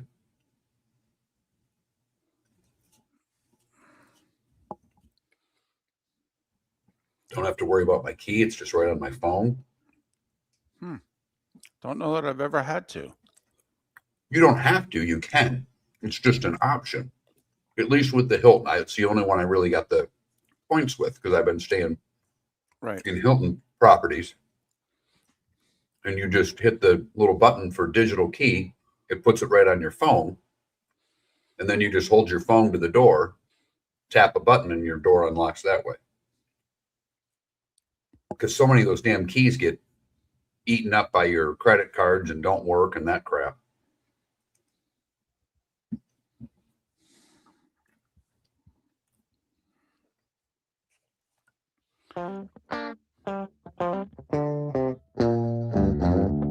You're listening to Miller and Moulton. And now, here's Mark Miller and David Moulton. 21 minutes past the hour. Bob Harig coming up at the top of the hour. Talk a little golf on Miller and Moulton, millerandmoulton.com, Miller_Moulton on X. National Tortilla Chip Day. If you could only dip it in one, which would you dip your chip in? Guacamole, salsa, queso. Right now, queso with a huge lead. Guacamole second, salsa third. Early voting. That Mark Miller, the David Moulton, Miller_Moulton on X. If you're not an X subscriber, you can always text us your thoughts on that or anything else on the Pelican Roofing of Florida text line. The number is 21,000. If you've never texted the show before, you need to text the keyword Miller, and then you can text as much or as little as you would like one gentleman who just simply said queso. Thank you for the text. There you go. So a couple of things I wanted to get to. I don't think any of them carry the whole segment, but there's a few little sports stories that you did not talk about in the starting five, and I understand why. But did you see that Lindsey Vaughn, basically could have lost her leg? That's what she said yesterday. That's great. Thank the this doctor. One tough gal. That's all I'm saying. I don't know if there are, we can say what we want. If you don't like women's sports, blah, blah, blah. I don't know if there are 10 male athletes as tough as that young lady. Wow. Well, not young. She's a woman. She's 41 years old. To still be competing at the level she's competing at 41 is astonishing. To tear your ACL and then compete in the Olympics is crazy. And then because of the ACL tears, she said that they found some things out that without that, she may have lost her leg. Wow. She posted a video yesterday, thanked the doctor by name, described the procedure. And, I'm not a doctor. Don't play one on TV. Didn't sleep in a Holiday Inn Express last night or Select or whichever it was. But Mark, I'm pretty sure she said they basically split her leg open. Okay. And just had it in half there. And then did whatever they had to do to fix the tibia. And if they hadn't done that, she would have lost her leg. And she said the tibia injury will take a year. And then in early 2027, they'll repair the torn ACL. that her lower leg injury, she's in a wheelchair. She's apparently going to be in one for a while. And she said it'll take a year. And then I think they'll decide whether they're keeping all the hardware in it or not. And then after they make that decision, then they'll get to the torn ACL. Yeah, compartment syndrome in her fractured leg. And compartment syndrome occurs when severe swelling or bleeding in a muscle creates extreme pressure that can restrict blood flow and lead to permanent, irreparable injury, according to the article, to get very complicated. But just to give you an explanation of what's going on, I just saw that yesterday, and I think she's very likable. People have the utmost respect for her as an athlete. And then when we see, we always hear stories of the football player or the hockey player and what they go through to play. Right. I just thought it's worth bringing up what she's gone through in an effort to compete at the highest level. It's amazing to me. If she were younger and if she wanted to be able to resume her career, this seems like she would miss 2 entire years. She'll miss all of 26. She'll miss all of 27. And maybe the repairs would be good enough that she could return in 2028. But you wonder if, in fact, because, the word is now she's done. And let's hope so. But you wonder if this had happened 15 plus years ago, would her career have ended at 25, 26 years old? Well, I mean, I think the other thing, and I guess maybe it's in my head with everything I've had going on, 15 years ago, medically, would we have even been able to figure out what was going on with her? I mean, that's the other side of it.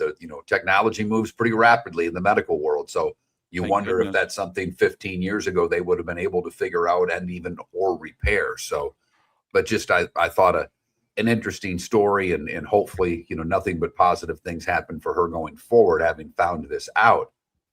The other one to me that I wanted to bring up, David, and wow, you and I had a nurse in the hospital who was from Puerto Rico, and her 2 favorite sports were basketball and boxing. Okay. And so, and she, she didn't fight other people. She boxes in a gym for working out. She said she sparred a little bit. We were chatting about that. She's like, there's a big fight Saturday. And I forgot who it was. And I'm like, boy, I remember when the sport was great. And you and I both loved boxing. Yes. And I say loved because the sport's not what it once was. Nope. And everything's a damn gimmick. Can it get any more gimmicky than Mayweather and Pacquiao fighting this fall in Vegas? No. At the Sphere, right? Yeah. No. And it's that's a fight that I wanted to see. And, this is 15 years ago that I would have spent 20 years ago a lot of money to go see these guys if they would have ever fought in their prime, because they didn't. When they fought, they were both past their prime, and it was a joke. Well, they fought at least 5 years too late when they fought. Yes. And I think Floyd was closer to his A game than Manny was. I will say we never got the full story because the first half of their fight wasn't bad. Okay. I had Floyd up 4 rounds to 2, but then Pacquiao had nothing the second half of the fight. And he there was never talk that he broke his hand, right? Yes. And so the word always was he got hurt midway through the fight, because Floyd ended up winning it easily, and the last half of the fight was awful. And this is just embarrassing. These Jake Paul fights or whatever his name is, they're a joke. Mike Tyson fighting is a joke. Well, this fight's a joke. This sport is over. It's done. I don't think it can ever be fixed, and that bothers me. Didn't Floyd say that, when he saw how much money, because, let's be honest, Floyd's always been about the money. No one's been better in the sport at it, ever. No, ever. Right.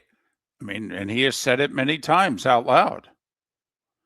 But didn't Mayweather come out and say recently that because of the Jake Paul Tyson, whatever you want to call it, okay, that he's like, oh, then I got a couple more of these in me.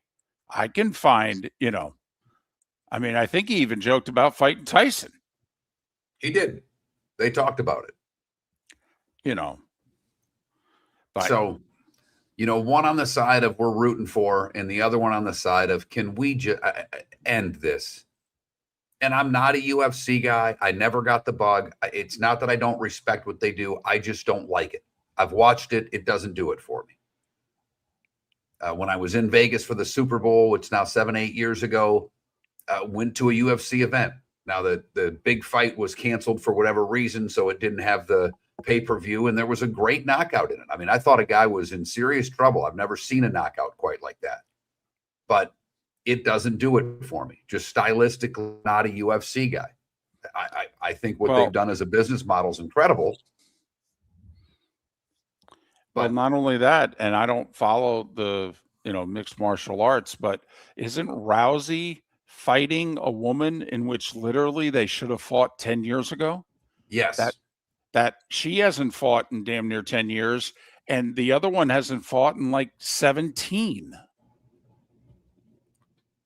So that's what's happened with boxing, and it's depressing to me because it's, of all the sports, it's the only one I can watch old games matches of and still get excited. You put Hagler Hearns on for those 3 rounds, I stop what I'm doing and watch all 3 every single damn time. Your roof is your home's first line of defense. At Pelican Roofing of Florida, Ronnie John and their team bring years of experience to protect what matters most, your family and your business. From residential repairs to large-scale commercial roofing, we deliver honest work, fair pricing, and quality you can trust. An upgrade on your roof can lower your insurance costs. Don't wait for a leak to turn into a disaster. Call the experts at Pelican Roofing today. 1-866-9-PELICAN. That's 1-866-9-PELICAN. Online at pelicanroofingcompany.com. CCC 1332512. Let's talk the big differences between Floor Meisters and the big box store that sells flooring. Floor Meisters is family owned. They do flooring, not doors, nuts and bolts, or weed killer. They specialize in it. They know it. Floor Meisters backs their installer. So if there's ever an issue, good chance the boss, TJ, will come out and make it right.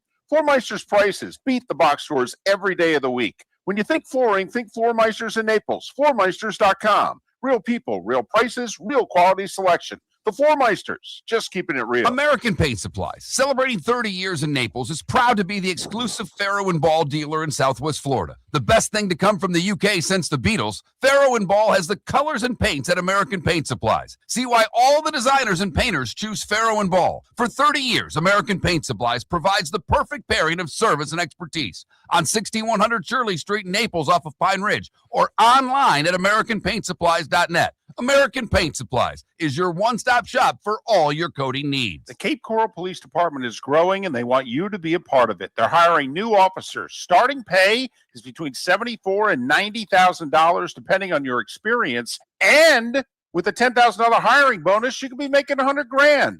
Enjoy paid holidays, off-duty details, plenty of OT opportunities. They're also hiring dispatchers and professional staff. So go to CapeCops.com. CapeCops.com. Be brave, be best, be Cape. This is Miller and Moulton.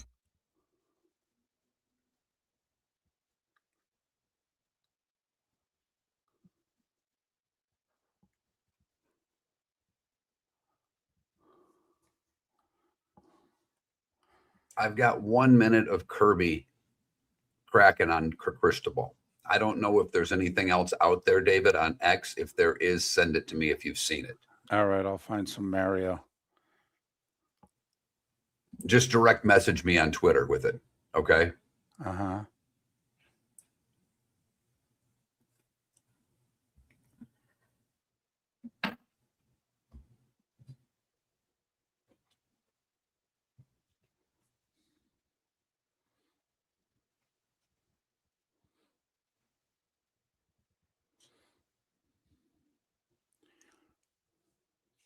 Can you go YouTube?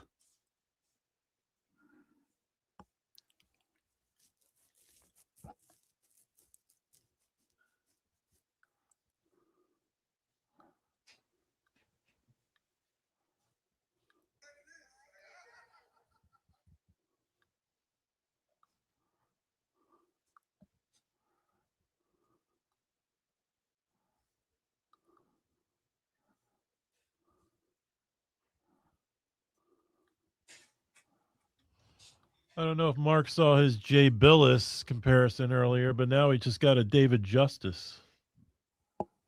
Oh,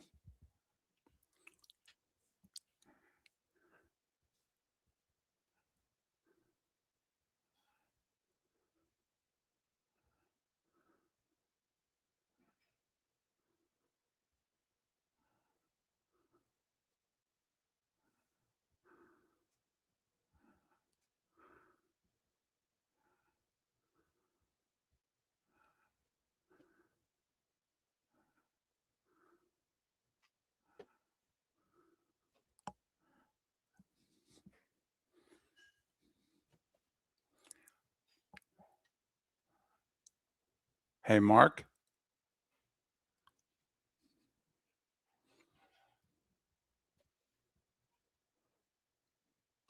Looks like he had a handful of pills. Gotcha. I understand that.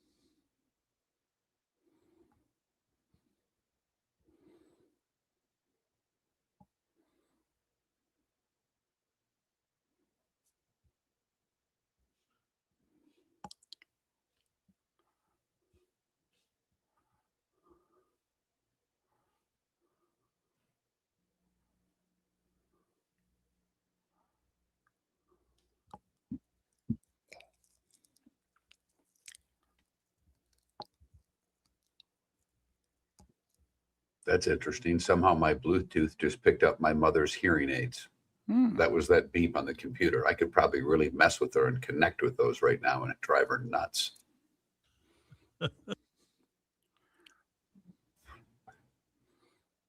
My dad has those Bluetooth hearing aids too.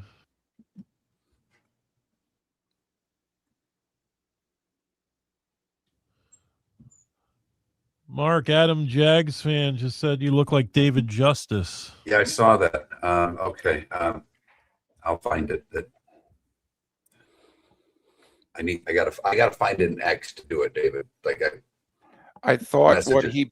what he posted was X. I got you, but I've got to have it on X. Like I wanted you to direct message me via X, Okay. if you know what I mean, because then I can pull up the tweet. This way I've got to go find the tweet. Oh, I'm sorry. No, it's all right. No, I did not. There's one in the hotel room, and there's a breakfast is being served at the Embassy Suite, so I ran down and got a coffee.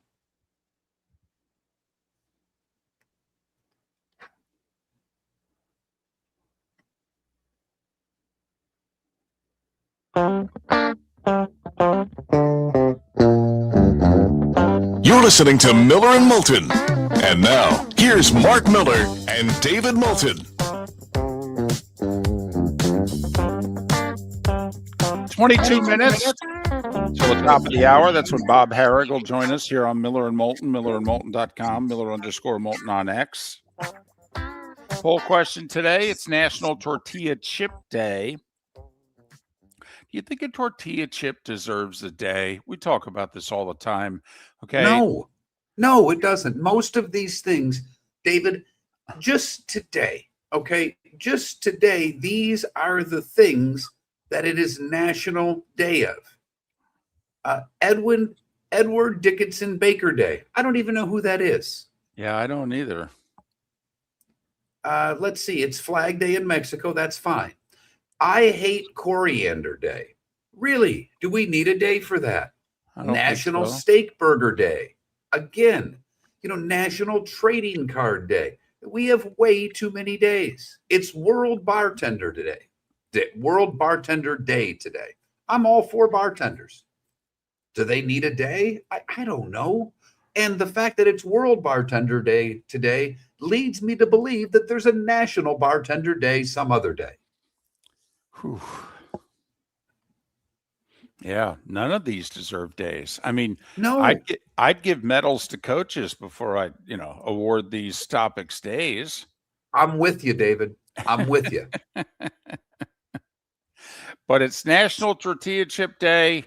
And so if you had one of them big old tortilla chips and we gave you one choice to dip it into, queso, salsa, guacamole, vote accordingly. Queso winning big. Big. Surprised. A little surprised. I thought guacamole would be much closer. Much closer. But go vote. We like our cheese, David. Darn right we do. The David Moulton, Miller_Moulton on X. And you can always, send in your answer via the text line or into the chat room. By the way, in the chat rooms and on the text line, a few people have commented. I asked earlier in the show, if you have not seen Mark during today's show, go to twitch.tv/Miller and Moulton or the Miller and Moulton YouTube channel and check out Mark, who decided that since the hair was just now, for the first time, after months of treatment, beginning to fall out, he said, all right, let's do this. Let's go with the stripes look. We'll wear it for a couple months, and then we'll let it grow back in normally. So Mark looks a certain way that he's never looked before. And I asked, so who does he look like? First I answer. did just post it on X, by the way, David, asking the question, wondering who I most look like with the new hairdo. Yeah. You can't put a poll question and a picture up on the same post. So I did just throw the shot of my very bald head out on X. Okay. And I will say we got a couple Jay Billises early on. And didn't you just get a David Justice? I got a David Justice. Huh. By the way, speaking of baseball, and I should play the clip, and this is on me because I hate bringing these things up without playing the clip. But John Miller is doing play-by-play. Right. And Jeff Kent is in the booth with him.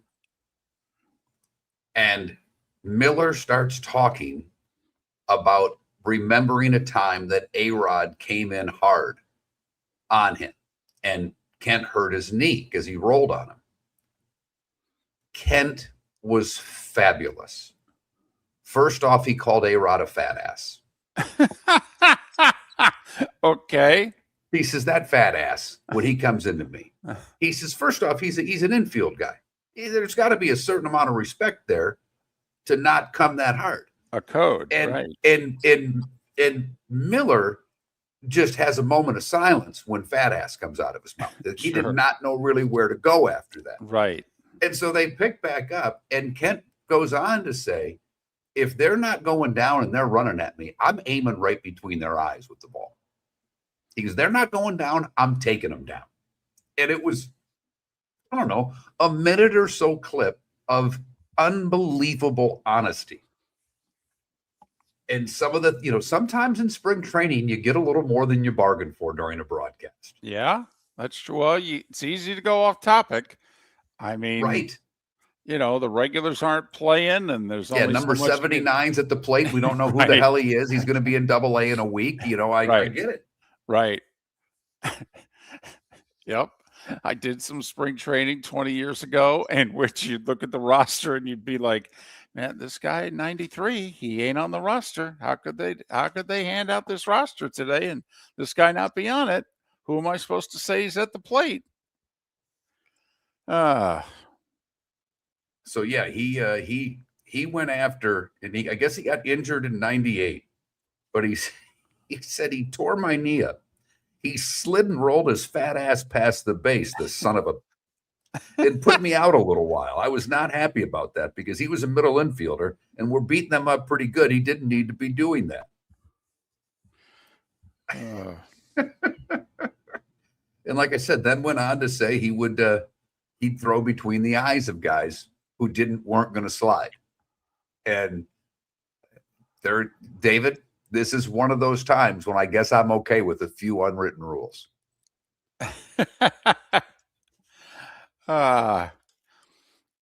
I do think the obvious question now is, since Jeff Kent's going to be in the Hall of Fame, I mean, did they at any point, did John Miller, before he said goodbye, say so soon to be Hall of Famer?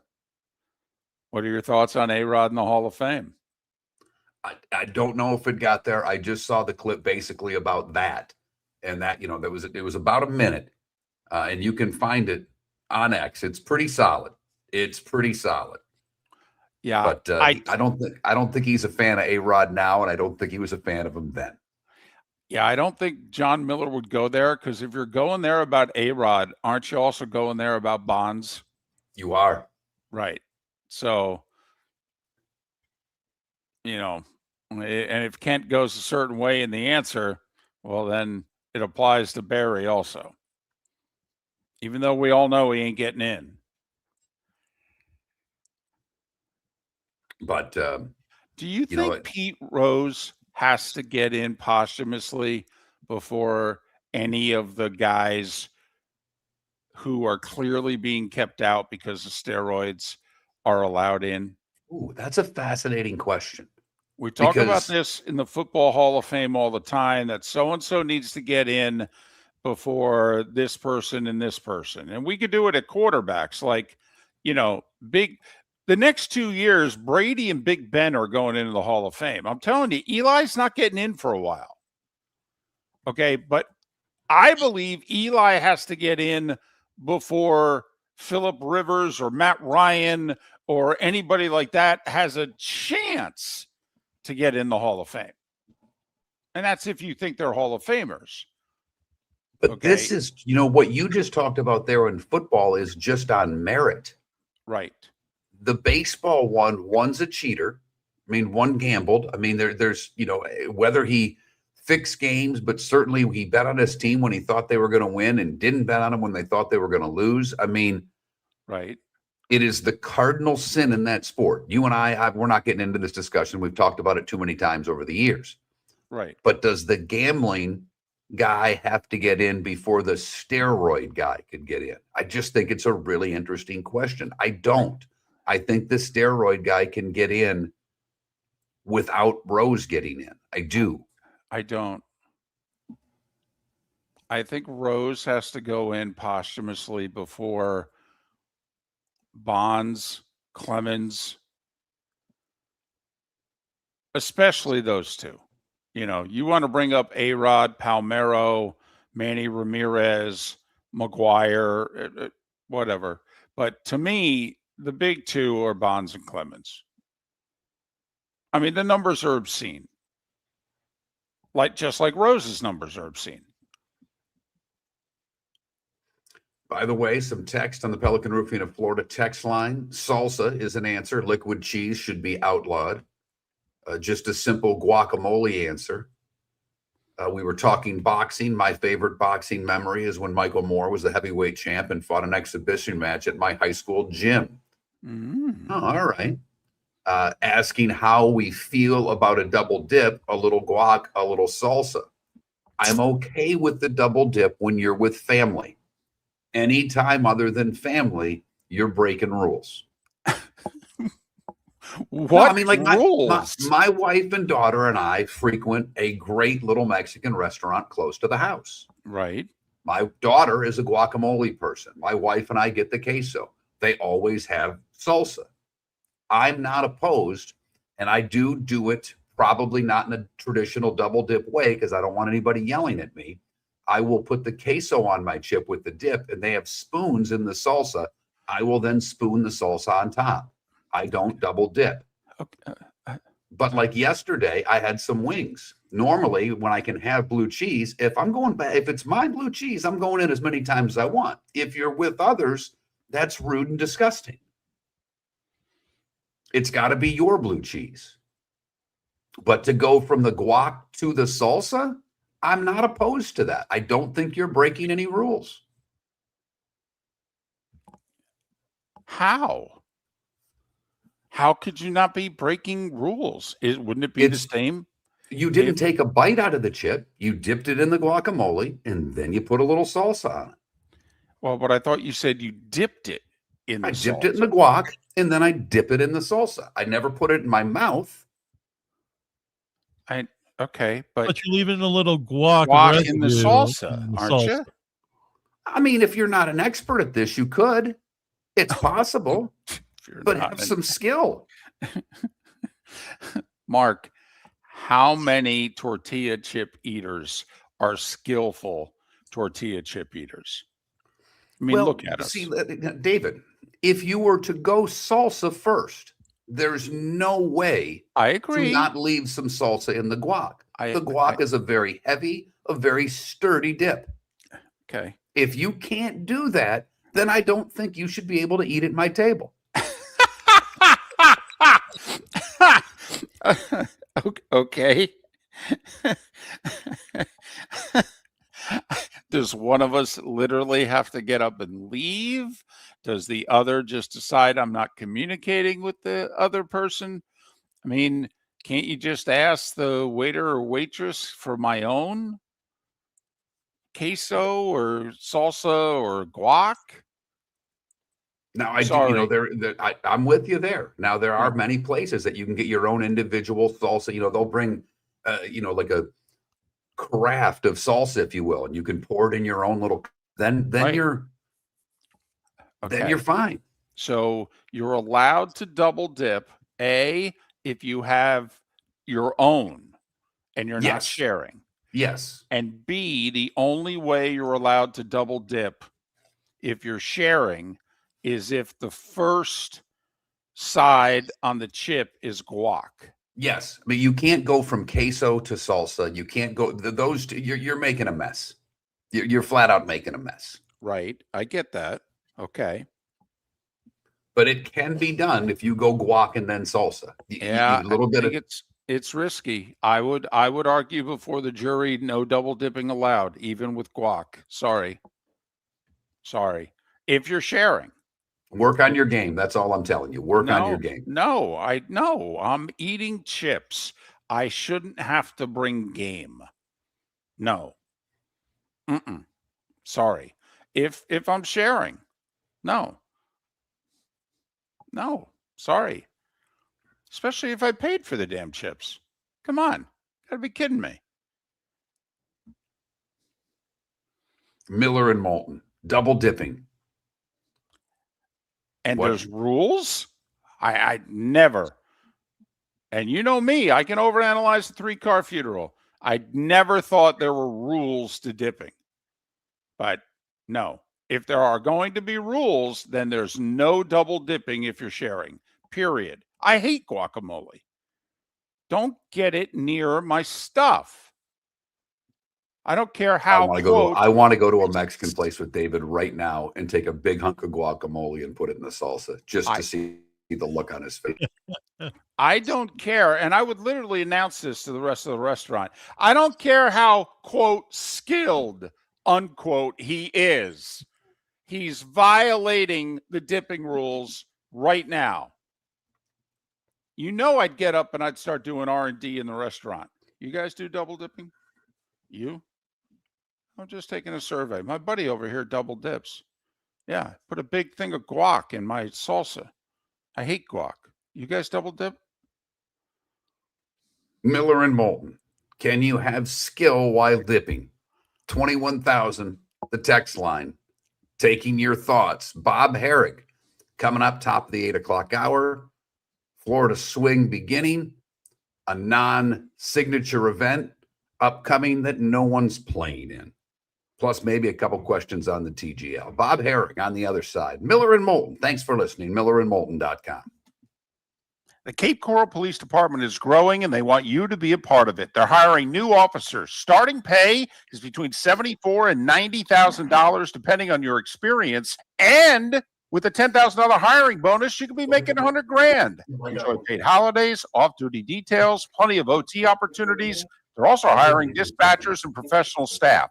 So go to CapeCops.com. CapeCops.com. Be brave, be best, be Cape. Hey, Southwest Florida, Jimmy the Beef Guy here. For you that haven't tried us yet, you gotta get in here and try my favorite 5 Chicago-style sandwiches. I got the Italian beef, I got the Italian sausage, the sausage and beef, the Metzo Street Polish, and our soon-to-be famous breaded steak.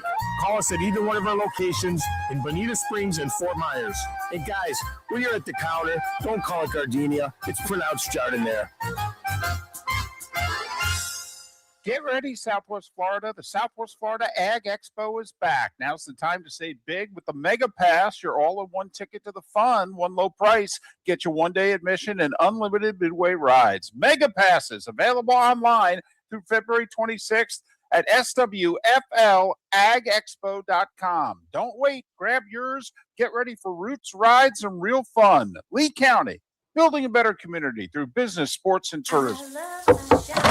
Honey, you want to come out? I haven't seen you since Glass Doctor installed our custom shower enclosure. No thanks. Well, you can't keep eating breakfast in the shower, and laminating your magazines is getting expensive. You remember we have guests coming over tonight, right? Oh, I'm sure they'd love to see the shower. It's our neighbors, and I highly doubt they want to be hanging out in our bathroom. The shower is so good, you'll never want to leave. Visit glassdoctor.com today and schedule an appointment online. Mark Miller for Sleep Treatment Direct. They are helping me with sleep apnea. And by helping me, I mean curing me. No more CPAP machine. No more snoring. No more tossing. No more waking up exhausted. Their expert team got me the right treatment fast and hassle-free. If you want to feel energized and get rid of your snoring, call Sleep Treatment Direct today. 444-1741. That's 239-444-1741. Sleep Treatment Direct. Sleep safe and sound. At the Diamond District, we believe your I do deserves more. More selection, more sparkle, more diamonds. You'll find the ring for your forever. During our Diamond event, March 6th through 8th. Explore every cut, color, and carat weight imaginable, from timeless classics to striking modern designs. Choose the ring that says it all. March 6th through 8th at the Diamond District. Hablamos Espanol. Visit Jason and Todd at the Diamond District. This is Miller and Moulton.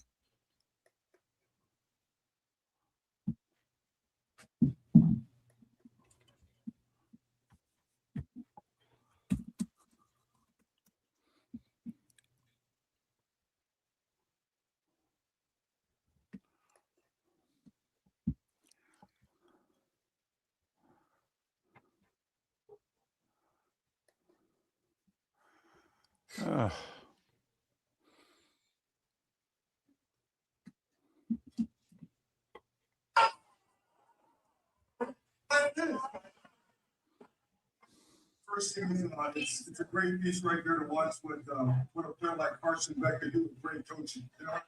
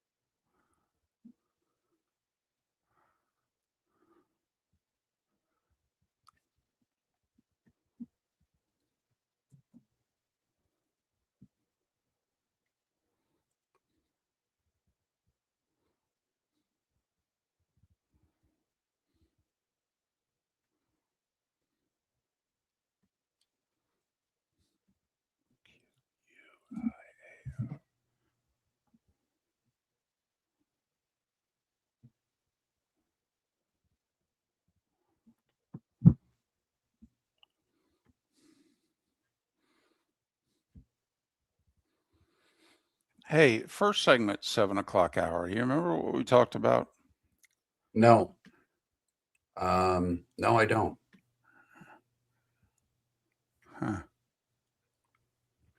Second segment, we did Lindsey Vaughn. Did we do we did the Olympic coaches?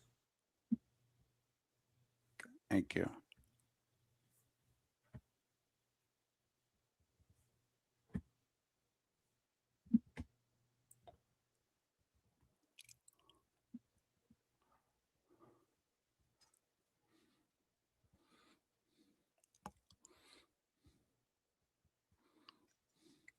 I found a different one, David. I found it off that guy, but it's a different. I've got 1 minute of Kirby And let me see how long the Mario is. It's 2 minutes of Mario. I don't know how much we want to play. The first joke's the best one. Okay. Remember, we need to go. I'll tell you what, the first thing is it's a great piece right there to watch what a player like Carson Beck could do with great coaching. You know what I mean?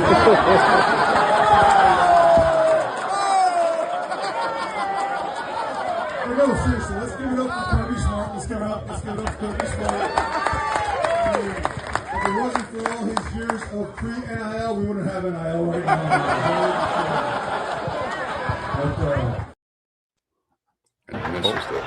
That's all right. They deserve it. Mario's right behind him, and if it had been up to him, he would have paid a lot more NIL money because it came down to us too. So I don't like you being real close to Mario right now. You know what I'm saying? He's still got another year left. Got to be careful around Mario. Sometimes he'll take your players, if you know what I mean. But no, I'm just kidding. It's all right. I was talking to Mario earlier, and he came up to me, and he gave me a Lane Kiffin joke. And he and Lane are very similar in a lot of ways. They're like best friends. And he came up to me, he's like, you ought to start getting on some protein shakes. You've had too many carbs. And I said, well, you probably ought to spend some time with Steve Spurrier because he won more conference championships at Duke than you have in Miami. There we go. Some good material right there. It's pretty solid.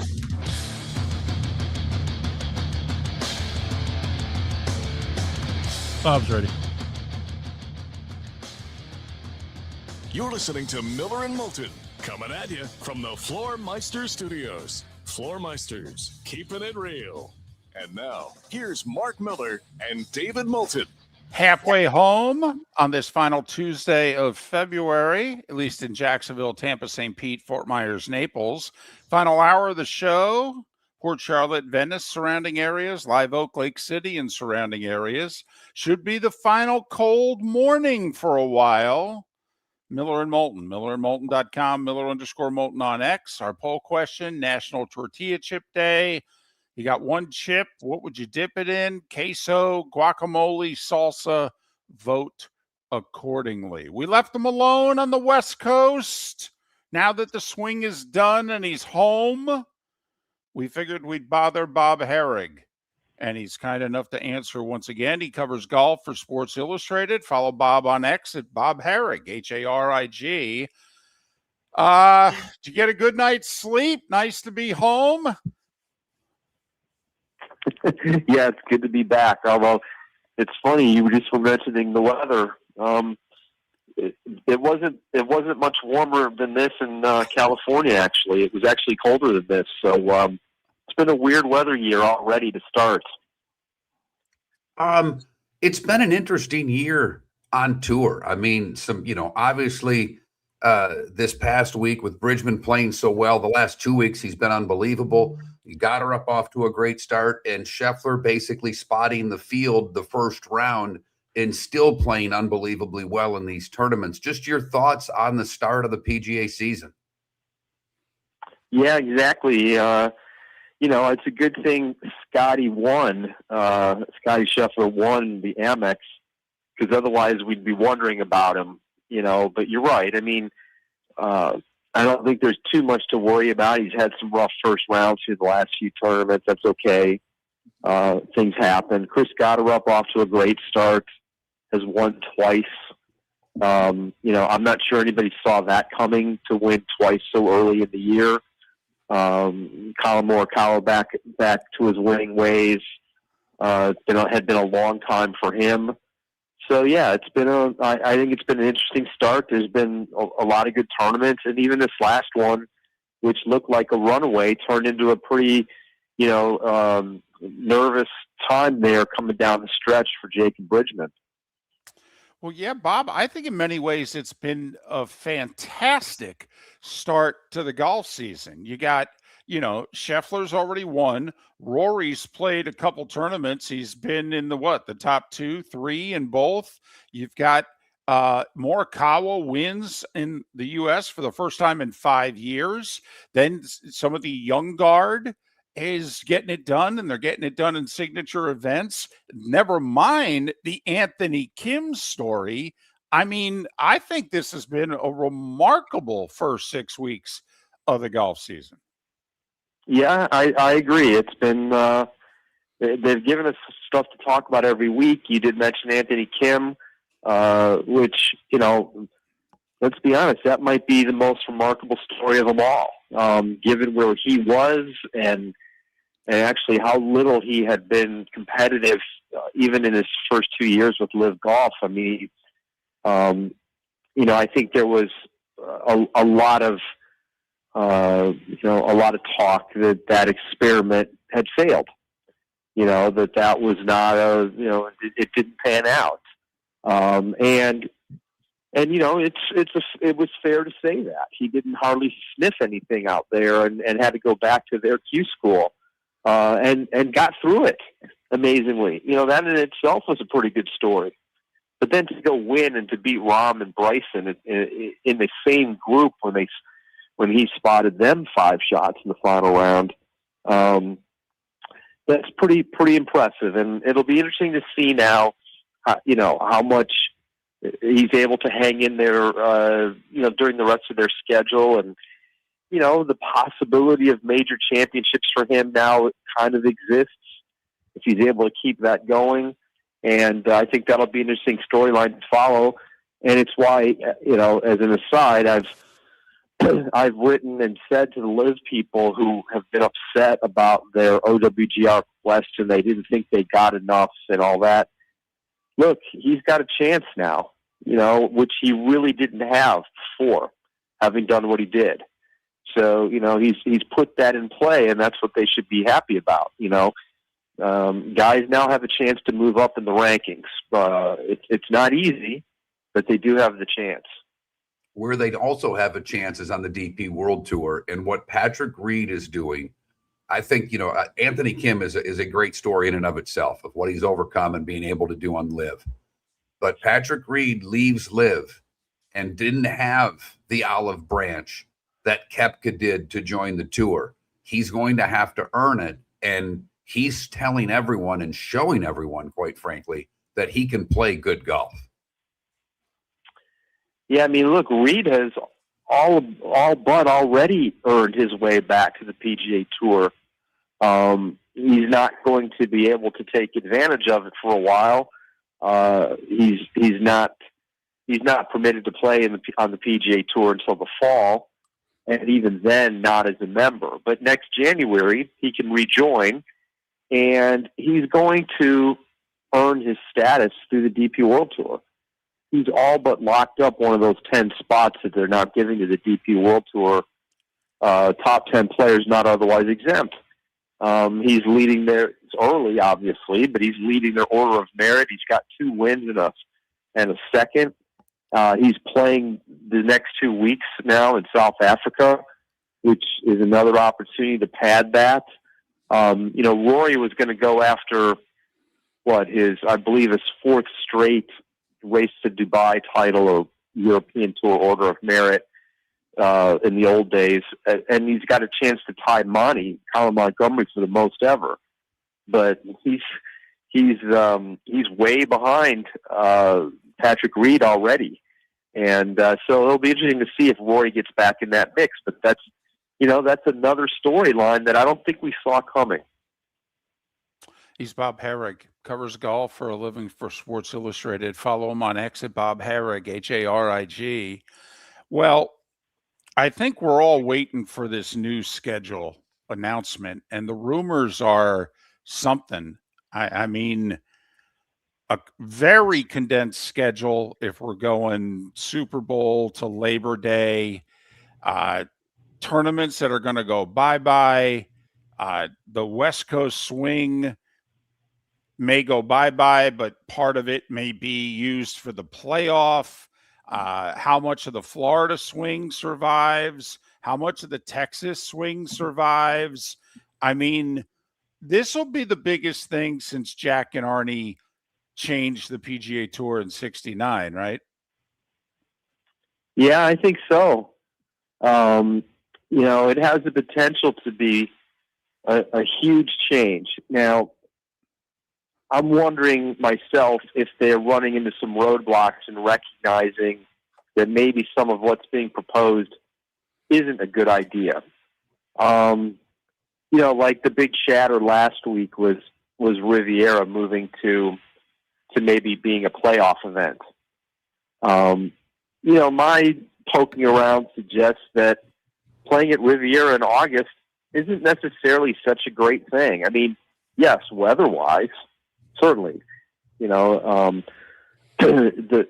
only time it really rains in Southern California is January and February.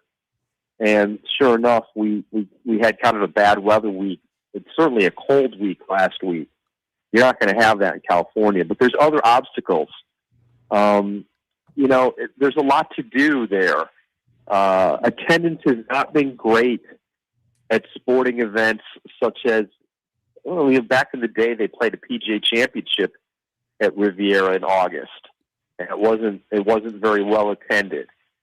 They've got other conflicts down the road. The Olympics are at Riviera in 2028, which would be in July. And it's hard to play big events at the same venue in golf a month apart, or 6 weeks apart. So, and then they've also got the 2031 U.S. Open. Then there's like the idea of not starting until the Super Bowl or after. There's a lot of good golf real estate in late January, early February that they would just be saying goodbye to or moving. Torrey Pines among them. Torrey Pines this year was played the week there was no NFL. And this is the big thing. Brian Roloff, who comes from the NFL, who's used to dominating, who knows what a behemoth the NFL is, doesn't want to go up against the NFL. I don't blame him, but there is no NFL the week of in between the championship games and the Super Bowl, and certainly Phoenix has thrived during the Super Bowl week. So I'm very curious to see too how this is going to pan out, because some historical events could be lost or diminished. Yeah, and I won't even ask a question. I will just say we agree with you when it comes to particularly Phoenix. They've figured out how to have that tournament Super Bowl week. It's thrived not only on television, but it's thrived with attendance. So it doesn't seem like to us it's something that should go away. I am curious this week, the Cognizant. It's we had back-to-back signature events. Lowry and a couple. There's only about 3 or 4 guys that are in the top 50 that are playing this event. It seems with the new rules on tour that this tournament is important. If you're someone that's outside that top 50, this is a life-changing tournament for guys. I don't know if anybody's going to watch, Bob, but this is a big week, isn't it? It certainly is. It's a great opportunity for the guys in the field because it goes way down the priority ranking list for guys to get in. A lot of the guys who are playing this week were not in the field the last 2 weeks. They've been sitting out, since Phoenix or since even Torrey Pines. And this is a great opportunity because some of them won't play. They won't play next week. I guess you could go to Puerto Rico for the opposite event, which is less points. But sure, this is a good chance for guys who are on a lower rung. It's a big week. Make a cut. Finish high. Get some points. This is a tournament that, it's taking a big hit in field strength because it's following 2 signature events. It's preceding another plus the players. It's really, it's really unfair to this tournament to be wedged in as it is like this. It's something they need to look at going forward. If you're going to have these big events, right, you're killing a regular tournament that actually has been very good over the years. Yep. Just through schedule, nothing else. The schedule is what's killing it. Bob Harig, back in Florida. He'll be driving all over the state for the next 4 weeks. That's for sure. Covering golf for Sports Illustrated. Follow him on X at Bob Harig, Harig. Bob, stay safe. Safe travels. Thanks for joining us once again here on Miller and Moulton.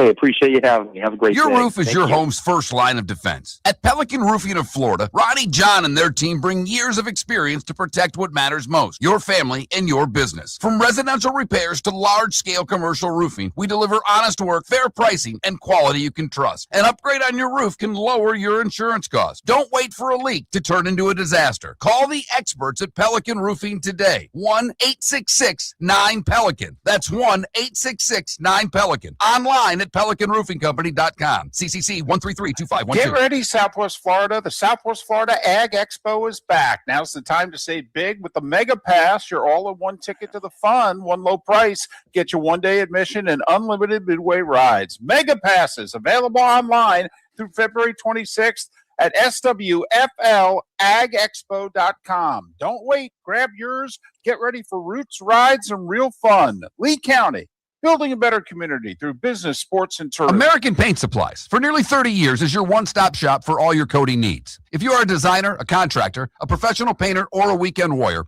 American Paint Supplies is the place where experts go to get expert solutions. At 6100 Shirley Street in Naples off of Pine Ridge, American Paint Supplies delivers the best solutions with the best products with the best support. Meet Gene and his team today at American Paint Supplies. Call 239-566-2700. That's 566-2700 or online at AmericanPaintSupplies.net. Let's talk the big differences between Floor Meisters and the big box store that sells flooring. Floor Meisters is family owned. They do flooring, not doors, nuts and bolts, or weed killer. They specialize in it. They know it. Floor Meisters backs their installer. So if there's ever an issue, good chance the boss, TJ, will come out and make it right. Floor Meisters prices beat the box stores every day of the week. When you think flooring, think Floor Meisters in Naples. FloorMeisters.com. Real people, real prices, real quality selection. The Floor Meisters, just keeping it real. This is Miller and Moulton.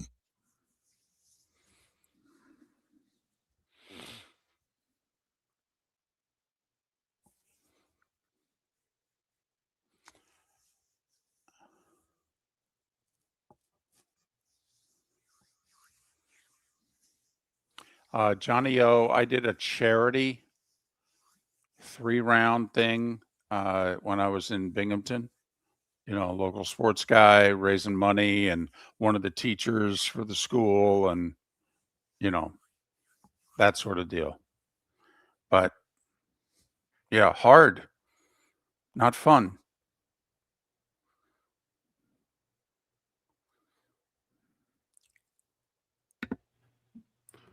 I've got a bunch of text here that I think are fun. Okay. And then we can have a little more time to do Kirby and Mario. 38. Okay. Yeah.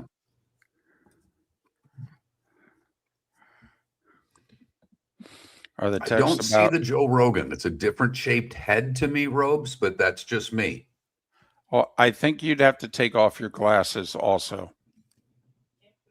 Okay.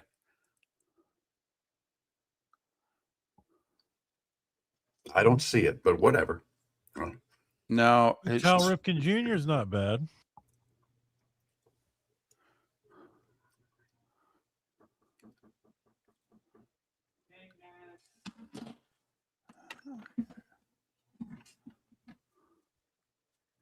I see more Jay Billis with the glasses off.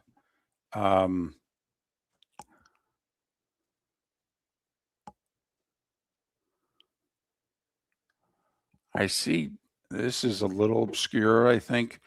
I see Todd Martin. Remember the tennis player?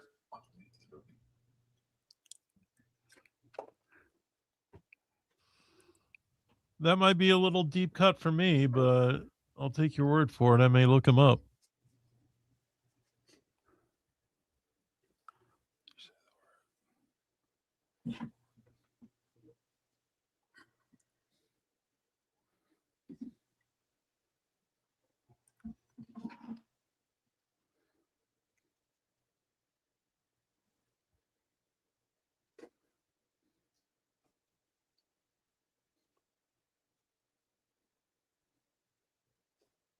I'm 7 3/8 though, Jake. I do not have a small melon.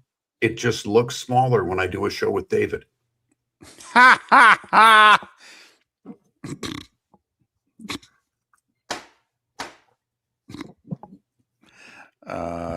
Definitely. I know that was the whole. That's the moment of the day. No. Actually, well, first off, it's truthful, so I don't know how it can be the a-hole moment of the day. Besides, Mark, what's one of the 10 things we believe on this show? Funny is funny. Funny is funny. Don't care the person, the party. I don't care. Funny is funny. Here, all right. With your glasses off, I see this is a little obscure. First off, I think there is a little Jay Billis, but remember the tennis player Todd Martin? Yeah, I do. I see Todd Martin, especially in his 40s, okay, when you have the glasses off. Okay.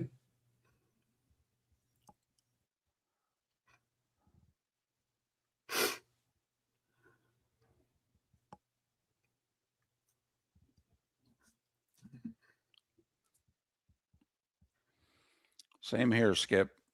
Same here.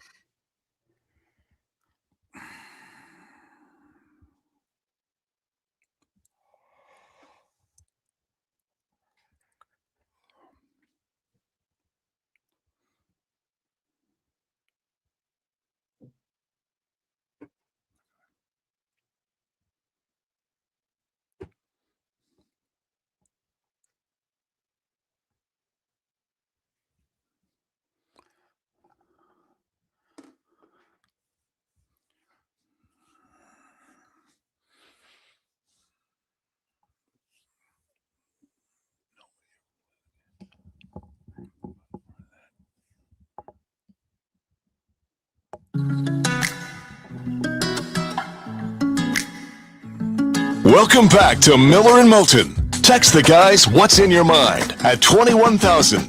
That's 21000. And now, here's David Moulton. 21 minutes past the hour.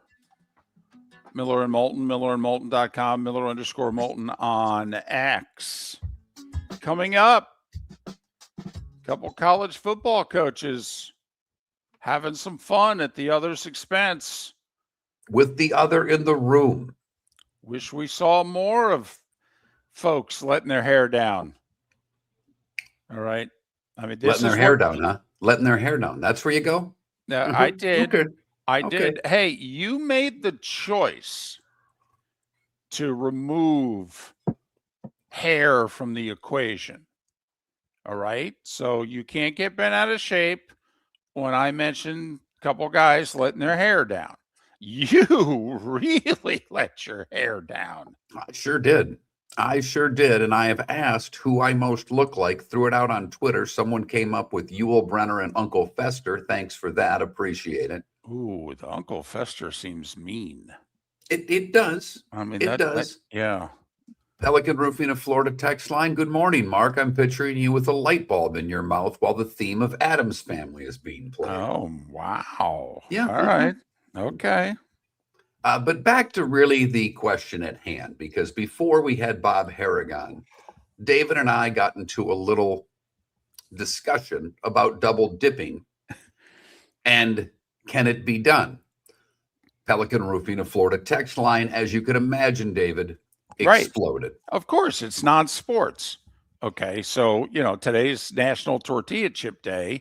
We started discussing, there are 3 options, by the way, in our poll question. You got one chip. What are you going to dip it in? Queso, guacamole, salsa. Okay, vote accordingly. And then Mark talked about double dipping. I don't think it should be allowed, period. And all I said is that you can go in double dipping. There's 2 different things. If you eat half a chip and put it in, I'm against that. But if you dip your, take a little bit of guac and then try to get a little bit of salsa, I think that can be done. And that bothered David because he hates guacamole. Right. This texter says double dipping is fine as long as you're with family. But if you're out in public, no. This person agrees with me 100%. Dipping is a skillful art. Yeah. Art. This person, and most of them are on your side. Art. Oh, yes. Art. Yes. It's a skill. It's artistry. Okay, dipping the tortilla chip is artistry. Okay. This most are on your side, David. It's like putting your whole mouth in the bowl and taking one dip. I don't think it's that bad. A rather cheap person here says the biggest crime of Mexican restaurants is charging for chip and salsa. It's free. It should always be free. That's why you go to a Mexican restaurant in the first place. I have no problem charging for the dips. Okay, no problem at all. The chips, yeah, it should be kind of like, popcorn at Ground Round, the peanuts on the bar. I think the chips should be free. I don't mind having to pay for the sides. Yeah, most places give you the salsa. If you're getting, I've never seen anybody give free queso or guac ever in my life. Depending on who you're with, there's no dip sharing, period. And then, David, someone who understands our show. Most people would take offense to this. I do not. Person simply asks the question, what's more dangerous, cancer or dipping your guacamole in David's salsa? Ooh. That's close. It's really close. Immediately, it's the dipping. Yes, long term, I would go with the big C, but I love your snark, sir. I really and truly love your snark. Short term, obviously dipping. A lot of harm can come from the double dipping. So 21,000, the Pelican Roofing of Florida text line. You can answer our poll question. That Mark Miller, the David Moulton, Miller_Moulton on X. If you do not subscribe to X, you can always text us your thoughts on today's poll question. Do you think you can cure, like Sir, who asked that snarky question, and we really thank you for it. Do you think you could cure Mark of his double dipping? See, I don't think so. I don't think so.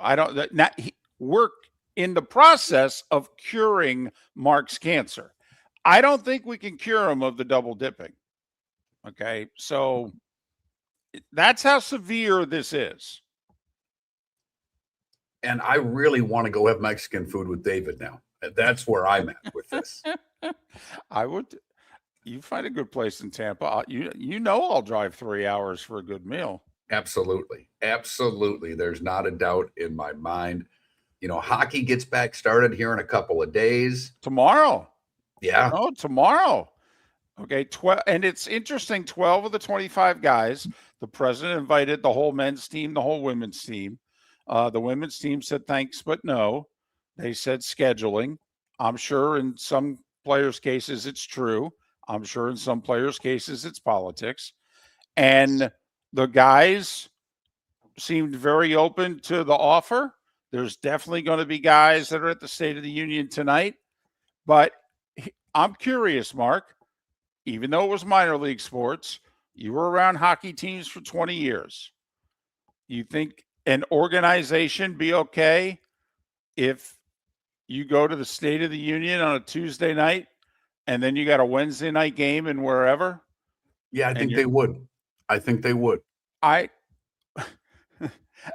First off, I think an American organization has no choice. Right. Do the Leafs have a choice with an Austin Matthews? I see where you're getting at. Right. I'm not sure how well it's going to go over to the, 6-7 Canadian franchise. I'm not so sure how well it's going to go over there. So-and-so arrives about 3 hours before, they drop the puck. But we are going to get the numbers today from the hockey. They just came out in Canada for what it's worth. And I know we don't really care about Canadian television numbers, but apparently it was the most watched event in the Olympics in Canada. 8.7 million viewers watched. 7.3 million viewers watched the Four Nations final. I mean, that was in prime time. And obviously hockey, a big deal in Canada. Okay, help me out. Isn't the population of Canada like 17.7? No, it's got to be more than that because the highest viewed television broadcast in Canadian history was the 2010 gold medal game when 22 million watched the game in Vancouver, according to Hockey Canada. So hold on a second. You mean to tell me that Sunday morning's gold medal game barely drew a third of what the 2010 gold medal game did? Yeah, Do you think that's because of what time they dropped the puck? I do. 41 million is the population in Canada, for what it's worth. So only 1 out of every 5 people, this hockey crazed nation, and only 1 out of every 5 people watch this game? That's the numbers that I'm reading. Then give me a break. No, I'm sorry. Give me a break. You got to be kidding me. That's it? That's it? I mean, you have to admit, I mean, I will say, Vancouver, one of the most populous cities, that was a 5 a.m. start there. Yeah, or Edmonton and I know. By the way, and Calgary. Yeah, what else are you doing in Edmonton and Calgary in February? At 6 in the morning? I don't know. I mean, come on. You still got time to go to church. You could be a big church person. You can watch the whole game, go to church. Could be hungover from the night before, David. Who knows? Well, there's always a chance of that, Mark. But the U.S. numbers are going to come out today. NBC Sports PR posted yesterday that they would have the numbers today. I'm hoping like hell it'll be before our show's over. I think it'll be close. Over under 15 million. Oh, that's perfect. I'm going to go over slightly, but not much. I think you're right on the money with that guess. Yeah, I'm going big over. I'm going 17 plus. I mean, the Four Nations, for goodness sake. I know. It was in prime time, but it wasn't on ABC. Wasn't it on ESPN? Okay, it did 10 million on cable. I think numbers going to be big. Big. Hope so. I know it'll be bigger than Canada's. Their national Don't we beat that sport. math these days? Yeah. Let's talk the big differences between Floormeisters and the big box store that sells flooring. Floormeisters is family owned. They do flooring, not doors, nuts and bolts, or weed killer. They specialize in it. They know it. Floormeisters backs their installer. So if there's ever an issue, good chance the boss, TJ, will come out and make it right. Floormeisters prices beat the box stores every day of the week. When you think flooring, think Floormeisters in Naples. Floormeisters.com. Real people, real prices, real quality selection. The Floormeisters, just keeping it real. American Paint Supplies, for nearly 30 years, is your one-stop shop for all your coating needs. If you are a designer, a contractor, a professional painter, or a weekend warrior, American Paint Supplies is the place where experts go to get expert solutions. At 6100 Shirley Street in Naples off of Pine Ridge, American Paint Supplies delivers the best solutions with the best products with the best support. Meet Gene and his team today at American Paint Supplies. Call 239-566-2700. That's 566-2700 or online at AmericanPaintSupplies.net. The Cape Coral Police Department is growing and they want you to be a part of it. They're hiring new officers. Starting pay is between $74,000 and $90,000 depending on your experience. And with a $10,000 hiring bonus, you could be making $100,000. Enjoy paid holidays, off-duty details, plenty of OT opportunities. They're also hiring dispatchers and professional staff. So go to CapeCops.com. CapeCops.com. Be brave, be best, be Cape. Your roof is your home's first line of defense. At Pelican Roofing of Florida, Ronnie John and their team bring years of experience to protect what matters most, your family and your business. From residential repairs to large-scale commercial roofing, we deliver honest work, fair pricing, and quality you can trust. An upgrade on your roof can lower your insurance costs. Don't wait for a leak to turn into a disaster. Call the experts at Pelican Roofing today. 1-866-9-PELICAN. That's 1-866-9-PELICAN. Online at PelicanRoofingCompany.com. CCC 1332512. This is Miller and Moulton.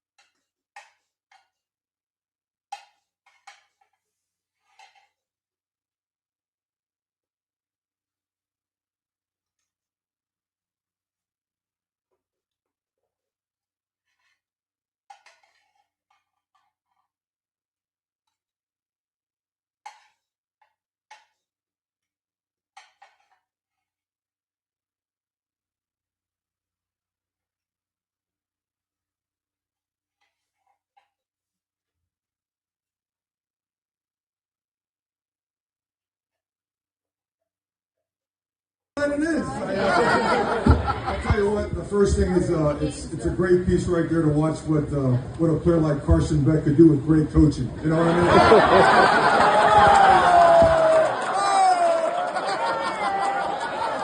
No, seriously, let's give it up for Kirby Smart. Let's give it up for Kirby Smart. I mean, if it wasn't for all his years of pre-NIL, we wouldn't have NIL right now. But, did you reach the money here? I don't know.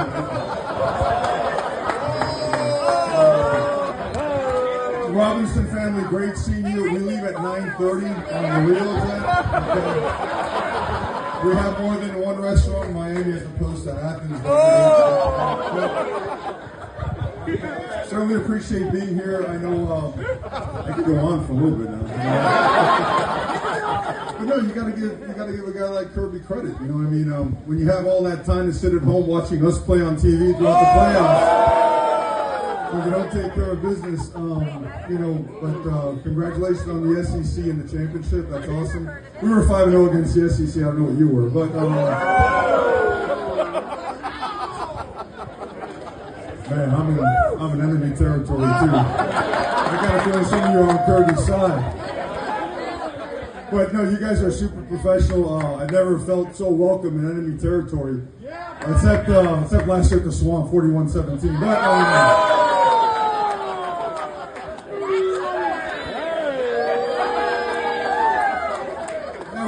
that was meant for that guy, the Georgia guy. Can we all say screw Georgia, screw Georgia? All right, on to the real stuff.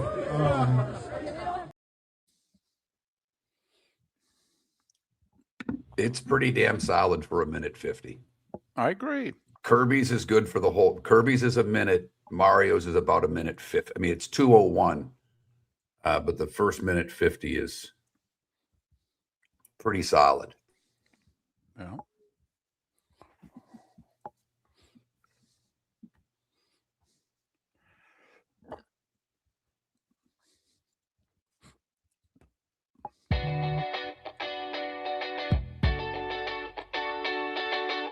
You're listening to Miller and Moulton. And now, here's Mark Miller and David Moulton. 22 minutes till the top of the hour. Miller and Moulton, millerandmoulton.com, Miller_Moulton on X. Mark, still in his hotel room in Tampa, although he's a few pounds lighter today. He shaved most of his hair off. Going to go with this look for a couple months and then let it grow back in naturally. So check him out, twitch.tv/Miller and Moulton, the Miller and Moulton YouTube channel. Check him out. Tell us who you think he looks like. All right. I think he looks very different. Glasses on, glasses off. Okay. We've had a lot of good guesses. We've shared them with our audience. Want to hear from you as well on National Tortilla Chip Day. So that's our poll question. You got one big tortilla chip left. What are you dipping it in? Guac, salsa, queso. Queso jumped out to an early lead, and it has maintained a sizable lead throughout the show. Vote at that Mark Miller, the David Moulton, Miller_Moulton on X. So there was an awards dinner last night.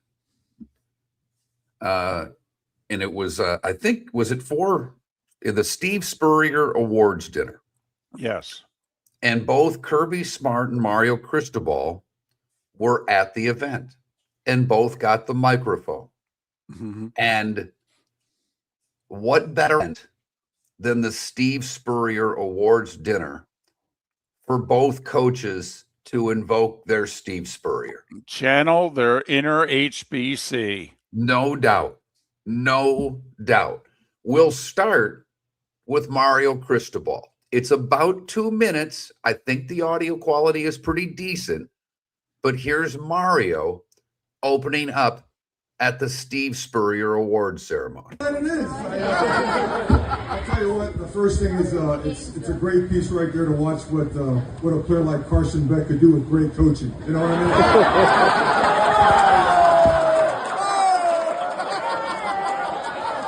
Hey, no, seriously, let's give it up for Kirby Smart. Let's give it up. Let's give it up for Kirby Smart. If it wasn't for all his years of pre-NIL, we wouldn't have NIL right now. But, did you reach the money? I don't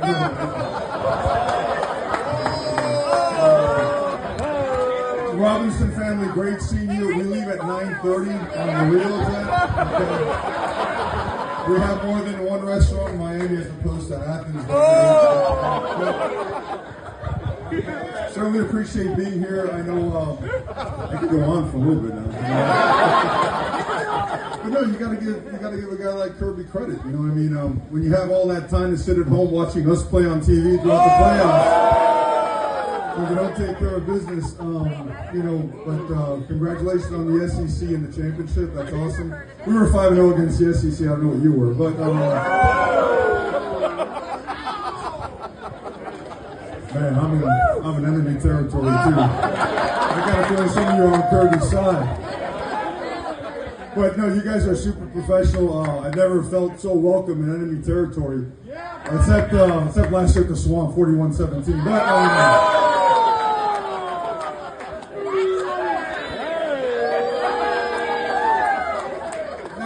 that was meant for that guy, the Georgia guy. Can we all say screw Georgia, screw Georgia? All right, on to the real stuff. But I didn't know this was like this, so you told me to do this. So But that's Mario Cristobal. If you didn't catch all of those, I've never felt so welcomed anywhere except for at the Swamp, 41-17. There was a Georgia player next to Kirby in which he said the plane leaves at 9. That was fantastic. Especially when he said there are a lot more places for you to eat in Miami besides the one joint here in Athens. Right. Okay. And by the way, he's doing all this with Spurrier sitting on a stool about 8 feet to his left. Exactly. And then Kirby got his opportunity with the microphone. That's all right. They deserve it. Mario's right behind him, and if it had been up to him, he would have paid a lot more NIL money because it came down to us too. So I don't like you being real close to Mario right now. You know what I'm saying? He's still got another year left. Got to be careful around Mario. Sometimes he'll take your players, if you know what I mean. But no, I'm just kidding. It's all right. I was talking to Mario earlier, and he came up to me, and he gave me a Lane Kiffin joke. And he and Lane are very similar in a lot of ways. They're like best friends. And he came up to me, he's like, you ought to start getting on some protein shakes. You've had too many carbs. And I said, well, you probably ought to spend some time with Steve Spurrier because he won more conference championships at Duke than you have in Miami. So Coach Spurrier and him got to visit some. I don't know why you're over here laughing too now. Yes. This is what we need more of. Yes. This is spectacular. Yes. And, there was no one better, obviously, than Spurrier. Yep. I'm looking at some of the quotes they've got in the little article in front of me. For those of you that don't remember, Spurrier was once told of a small fire at Auburn that burned up 20 books. Spurrier said, the real tragedy is that 15 of them hadn't been colored yet.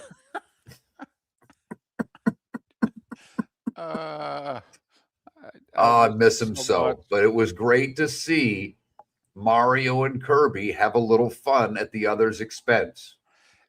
And can I just get semi-serious, not half serious for a minute? This is what we've lost, not just in a lot of the coaching personalities of today, but remember, it used to be all the teams had their either Tuesday, Wednesday, or Thursday luncheon during the week. And a coach or a prominent player or ex-player would appear at them. And these were the jokes that you told at these luncheons. And it never left the room. There were no cameras at And everybody's carrying one now. That's the right. problem. Okay, but also, I mean, these were like even TV stations.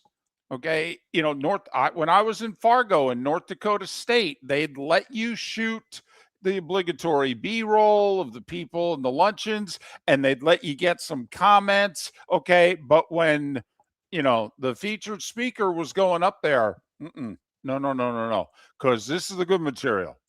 No, we ain't letting this out of the room. Because, North Dakota State was always making fun of North Dakota and vice versa. Never mind anybody else. No, that ain't getting out of the room. Very simple fix. You just need to invoke the Derek Jeter law. Everybody checks their phones in when they walk in the room.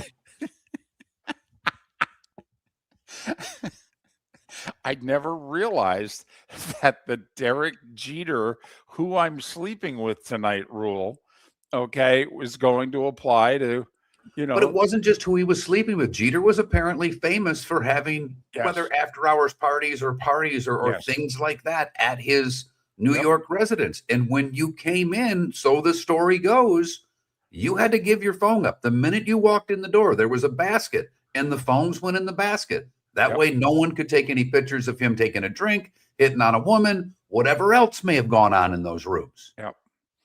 And obviously, today you're adults, you're working. What if your kids call? What if something's going on? We get it. We do. But it was, to me, one of the great things about college sports and college football that we're losing to some degree. It was a lot more fun. We are. And you know what? I mean, I get your point about the phones and the kids and all that. There have been several generations that did just fine. Yep.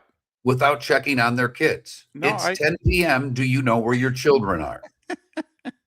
In this case, it's noon, and we're at the steakhouse and we're in the back room and we are cutting it up for the next 90 minutes. Exactly. So we had to share. Great job by both Cristobal and Kirby Smart. Fantastic that they could do that and have a little fun and show that it doesn't have to be that serious all the time. To spend more time around Steve Spurrier. He won more ACC titles at Duke than you've won at Miami. I mean, that's good material. Yes, it is. Yes, it is. It's great material.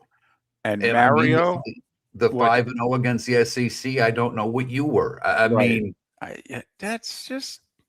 That's 2 minutes. That's 2 minutes of someone writing good material, right? And Mario saying, "Yeah, I'll do this." Sure. Never mind if he can't. You know what it makes you though? I mean, Mario gives you nothing does Mario give you anything during the week? Does Mario give you anything during the game to the TV people? I thought he was finally okay in the Natty. Yes. But every game up to the Natty, it was, we're focused. It was a 6-word answer, and it was just pathetic. But I actually gave us something finally in the Natty. And, man, wouldn't it be great to see that guy at halftime? Yeah. I mean, it doesn't have to be Mike Leach all the time. But obviously he's got a personality. He could be somewhat more honest, like Mike Leach. How's it going? Hey, our offense stinks right now. We got to do better. Yep. There'd be nothing wrong with that. People love that. People love the honest coach. So we thought it was fun, wanted to share it. And like David pointed out, I mean, Spurrier is sitting right there during it. And he loved it. Oh, every my second of it. Goodness. Tell me Steve's not saying, man, we haven't had a coach this funny in a while.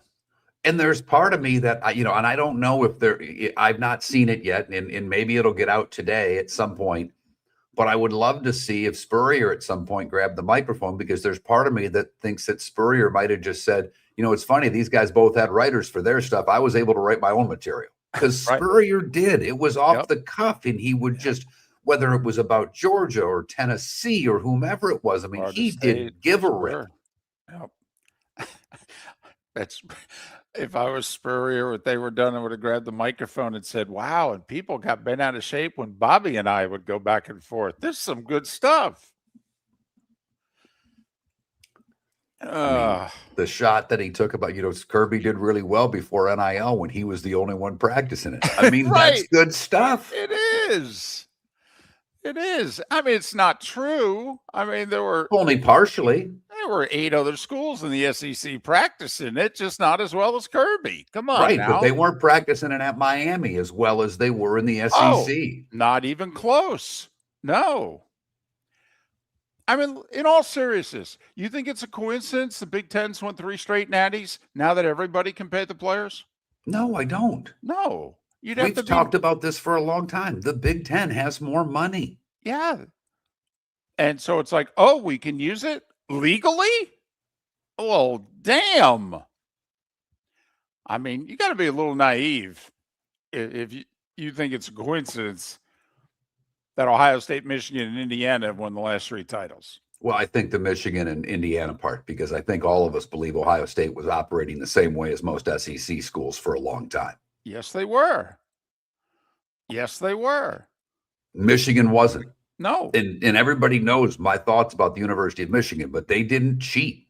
That was not what they were about. And they went, okay, these are the rules now. We can do this. We've got money too.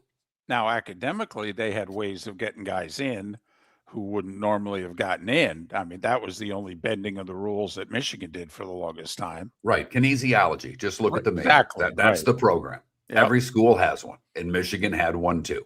Right. Got them into night school and went from there. But, man, I'd love more stuff like that. Hell, I'd televise the damn thing. In fact, I was talking earlier about the TGL. I might want to just show those golfers how much fun they could actually have if they let it rip a little bit and Right. showed a personality. And then stop and go, by the way, these guys like each other. Okay. But anybody that plays golf, that's what we do on the golf course. Totally. And both guys were in shirts and ties and jackets, and it didn't look as if there was any alcohol being served. I mean, No. we could really TGL this thing up.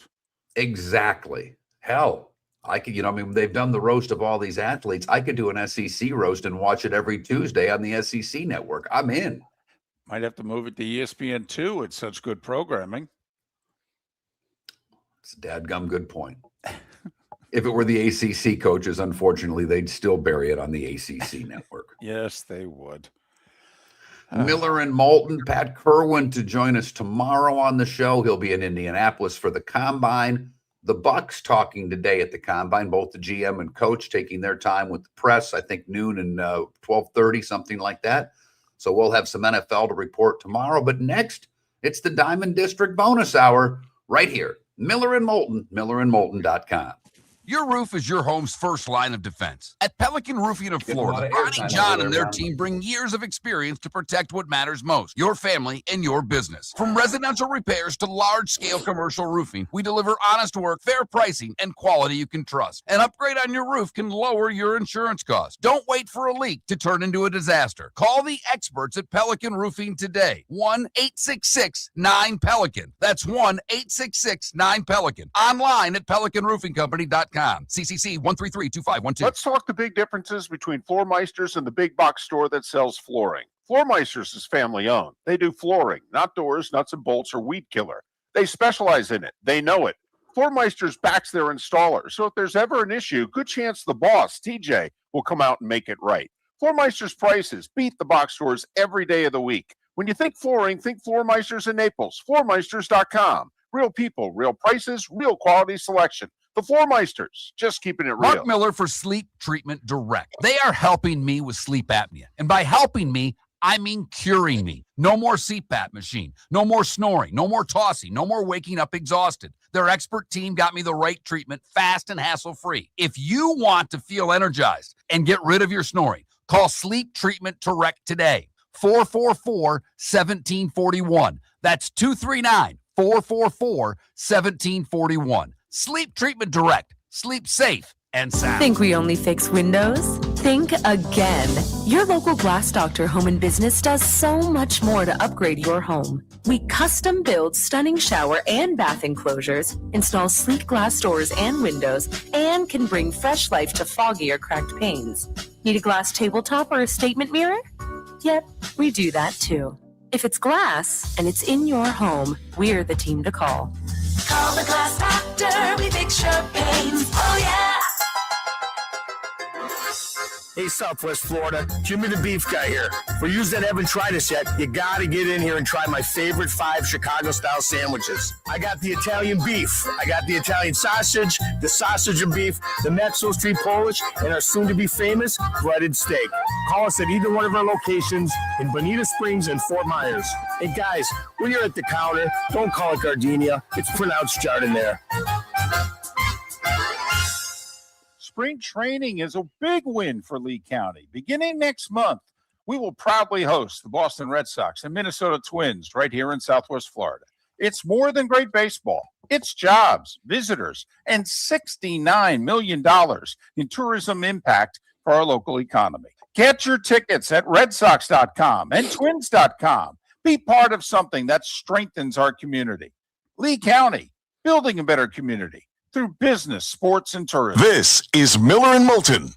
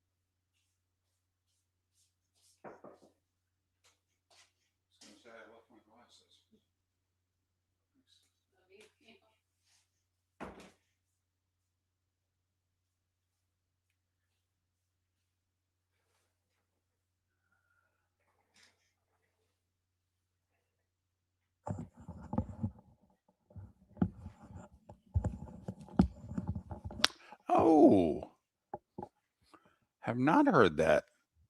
Left Twix.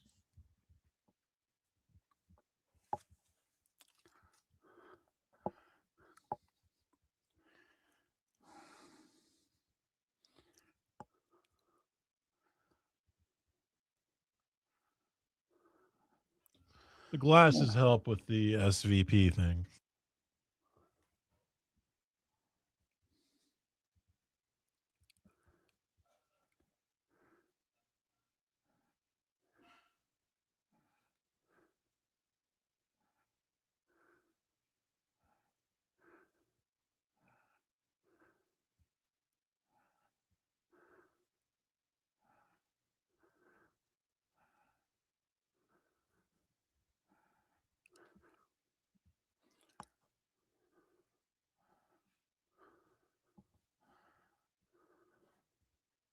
They just released some stuff. Spurrier has one line. Fulmer goes after Kurt. Fulmer was there. Dan Mullen says, I always knew I'd win a Coach of the Year award here. I just didn't think it would be now. Oh, it's so good.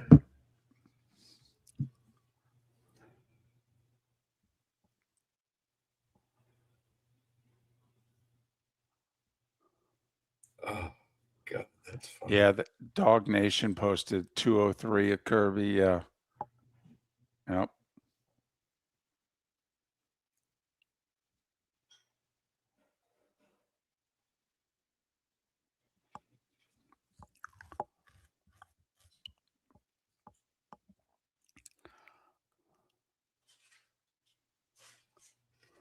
Braves just extended sale.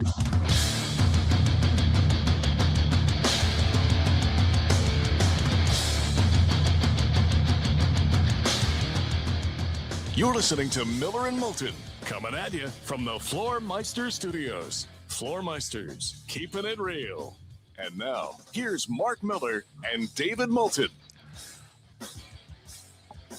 It is time for the Diamond District bonus hour. Final hour of Miller and Moulton on this final Tuesday of February. The 24th of February, the 46th anniversary of the U.S. beating Finland on a Sunday morning into the early afternoon in Lake Placid. A moment that stood by itself until 2 days ago. But trailing 2-1 after 2, the U.S. dominated the third, scored 3 times. And I really don't think most people watching understood the totality of the whole game. Because when it was 3-2, like Mark Johnson's final goal, I think was with like 5 minutes left. And even though we were controlling the third period, Mark, if Finland had scored and that game ends in a 3-3 tie, Russia wins the gold. And it didn't matter that we beat them head to head.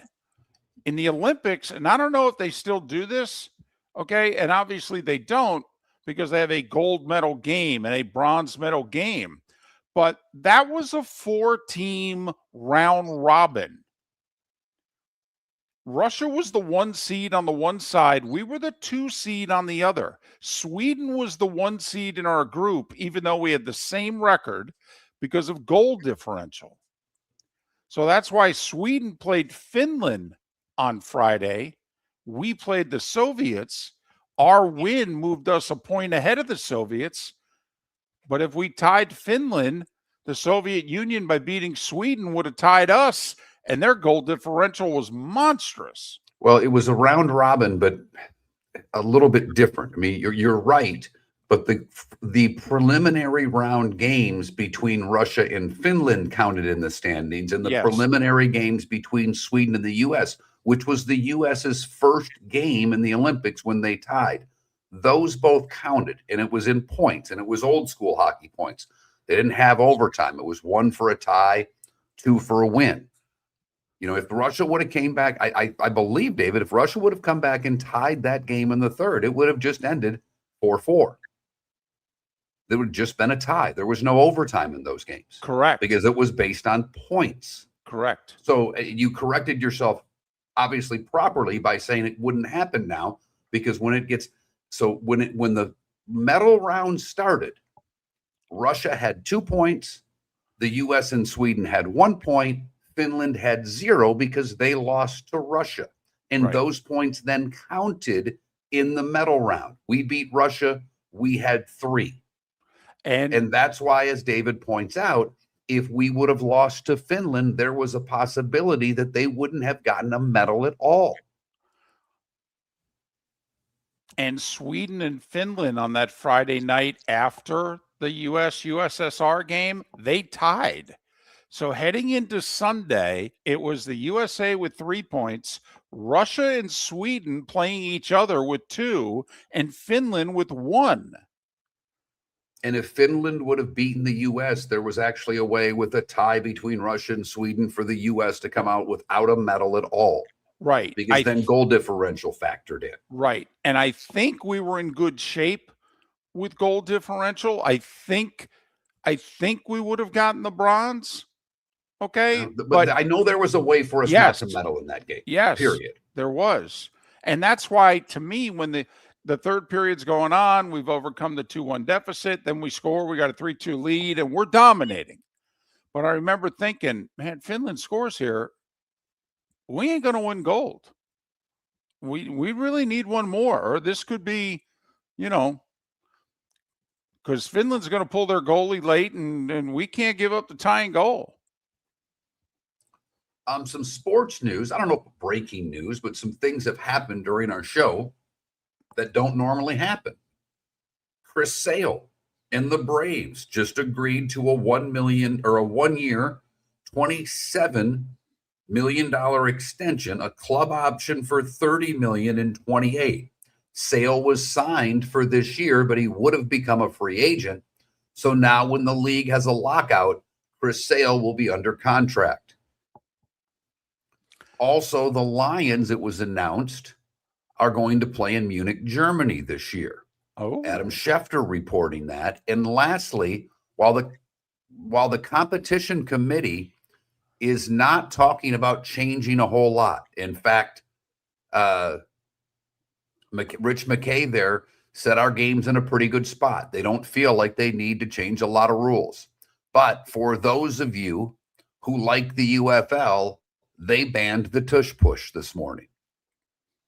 For what it's worth, we'll see if the NFL follows suit. But everything I'm reading, David, doesn't look like they're going to. There was talk of the going back to what the original rule is, if you're not able to aid the runner, which I'm all for, because that doesn't just include the tush push. That includes the play when you basically end up with a rugby scrum and the lineman push the running back another 5 yards downfield. I hate it. I hate that more than the tush push. I truly do.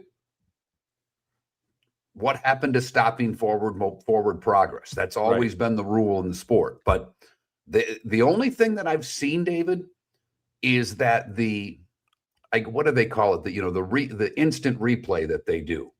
When they rule on the field that pass was incomplete or whatever the case may be, that they're talking about letting that group, the upstairs booth replays, call a couple of penalties. Now, I don't know if that would just be face mask. I think it's a very dangerous, slippery slope. But David and I have always been fans of getting the call right and challenging anything. But I have seen some stuff, David, where the competition committee has talked about allowing the replay booth to be able to essentially throw a flag. Would be a big departure from how they've ever done anything in the league.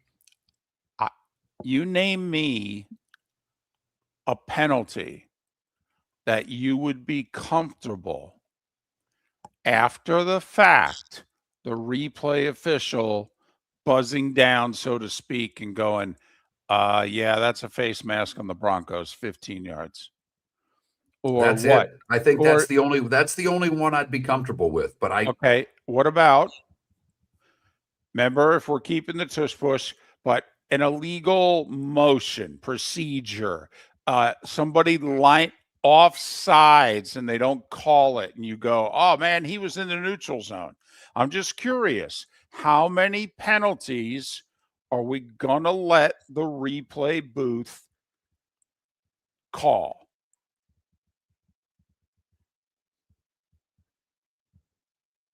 And I think Mark's internet froze up. But he was okay with face masks. Are we going to do a legal procedure and offsides? And if so, how much further are we going? I'll go too many men on the field if by chance they miss that. I would be okay with that. But I don't know how many we can go here.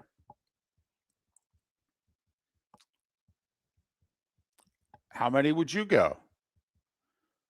Text us, Twitch and YouTube chat rooms. How many penalties are you going to be okay with if the call comes from the replay booth, I could do face masks. I could do offsides, entering the neutral zone, illegal procedure if the lineman moves just before the snap and they miss it.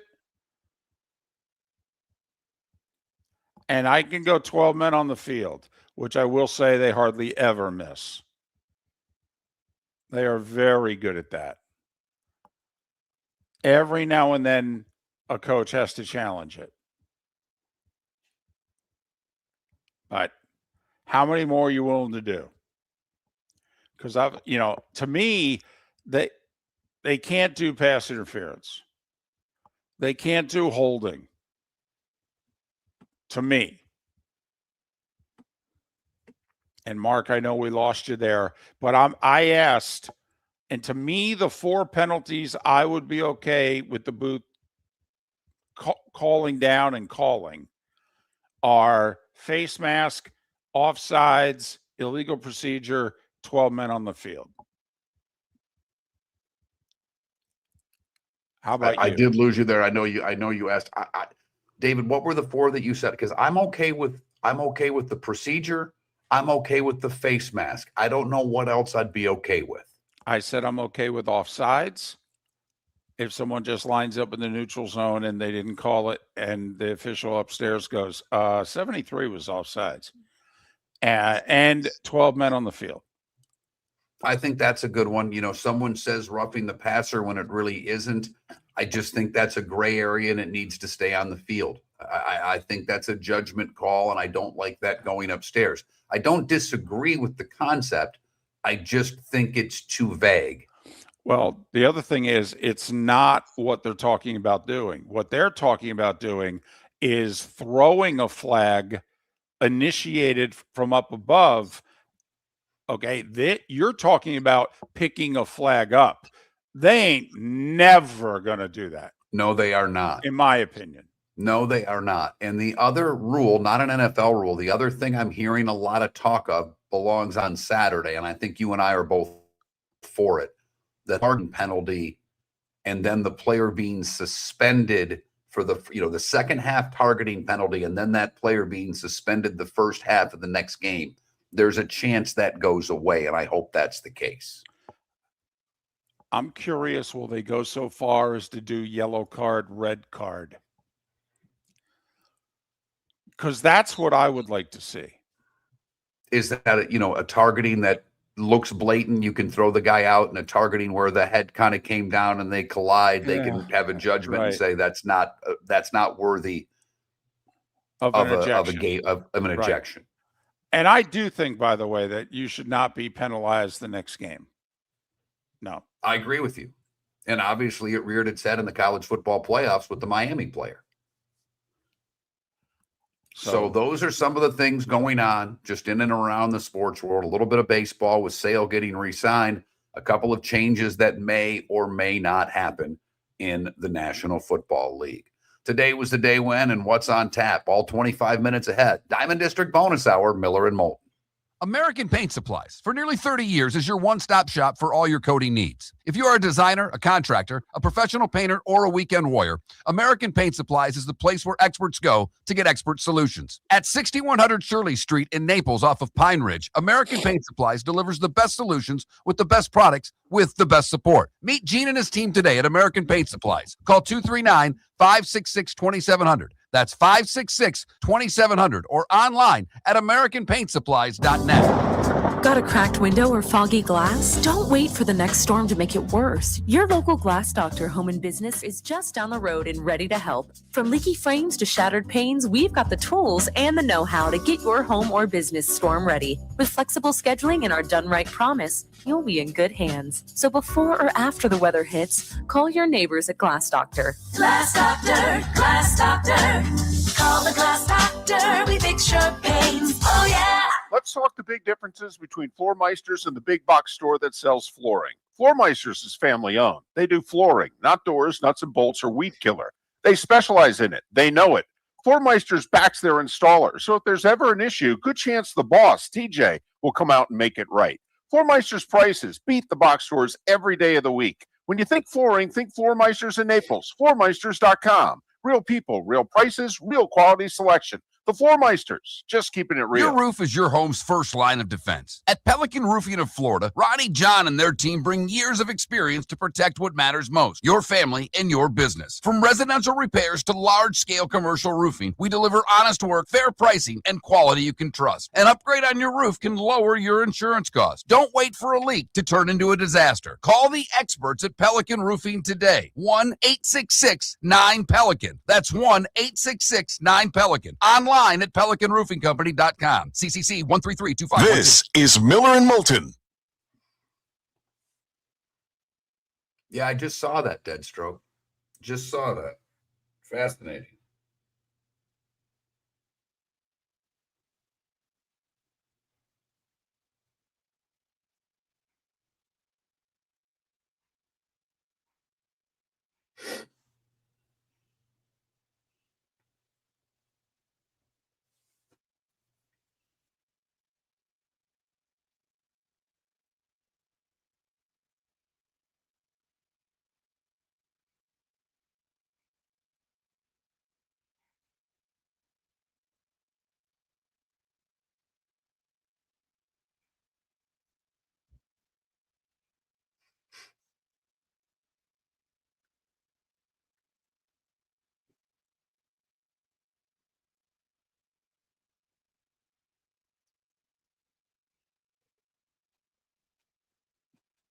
Ugh.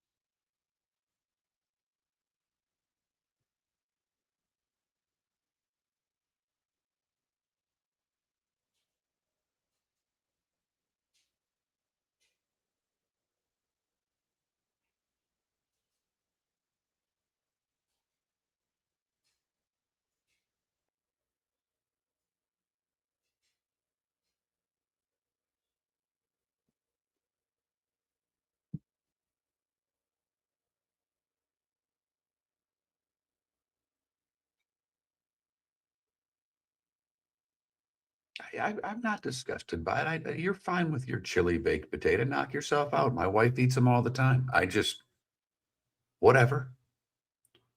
Doesn't bother me any.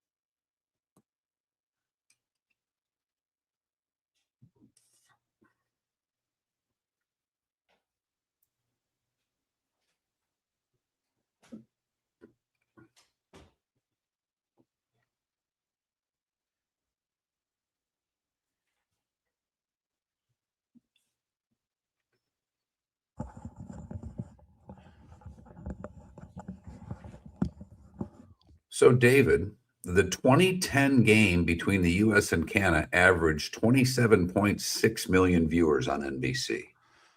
It was in Vancouver, right? No, I know, but I just didn't realize. I thought this was going to shatter all the records. It's not, because it's not going to do that number.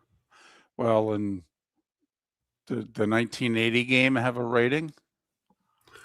This is what Deitch just talked about. Right. Okay.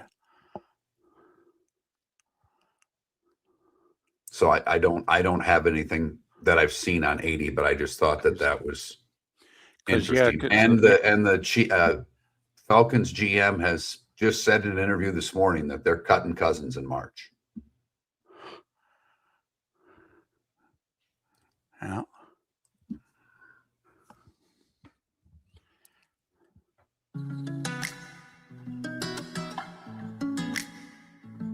Welcome back to Miller and Moulton. Text the guys what's in your mind at 21,000. That's 21000. And now, here's David Moulton. 21 minutes past the hour. Miller and Moulton, millerandmoulton.com, Miller_Moulton on X. News coming out of the combine, even though I don't think anyone's worked out yet. No. And as Mark mentioned last segment, Chris Sale, good for him. He was under contract for this year. Braves gave him a $27 million contract for next year, and they have the club option if they want to keep him in 2028. Hope he can stay healthy, because, man, listen, when healthy, he's been a Hall of Fame caliber pitcher. So, and I still think he has an outside shot at it if he can put 3 good years together. I'll put it this way, David. If in one of the next 2 years he leads the Braves to a World Series, that might be the cherry on top. But I think it would be a good a good to an above average regular season, followed by a great playoff run by him. And, I think about that now, because if you're anybody in the National League that takes down the Dodgers, it's going to be damn near historic. Well, that is certainly true before whatever the new economics are, if you can do it right now. I mean, he won his Cy Young, and didn't he win the pitching Triple Crown 2 years ago? So in the National League, but I still think it's an outside shot because of injury, and that's the only reason. Oh, there's no doubt. To me, getting to a World Series in the National League, whether it's this year or whatever shortened season they play next year, if they play one against the juggernaut that is the Los Angeles Dodgers, that would do things that, to me, to baseball people, that they don't expect. He's got 145 wins. I think he'd have to get to 200. That's almost impossible. I mean, that's averaging 18 a year for 3 years. That's really tough to do in today's game. I know. And not only that, he'd have to do it at age 37, 38, and 39. Now, we got Verlander, and obviously not getting those type of wins, but he's just turned 43. Sale 2 years ago got 18 wins. But you're asking to do it 3 years in a row. I Plus know. 1, by the way. I know. I mean, it's 18, 18, 19 in all seriousness. Yep. He got his World Series with the Red Sox, remember?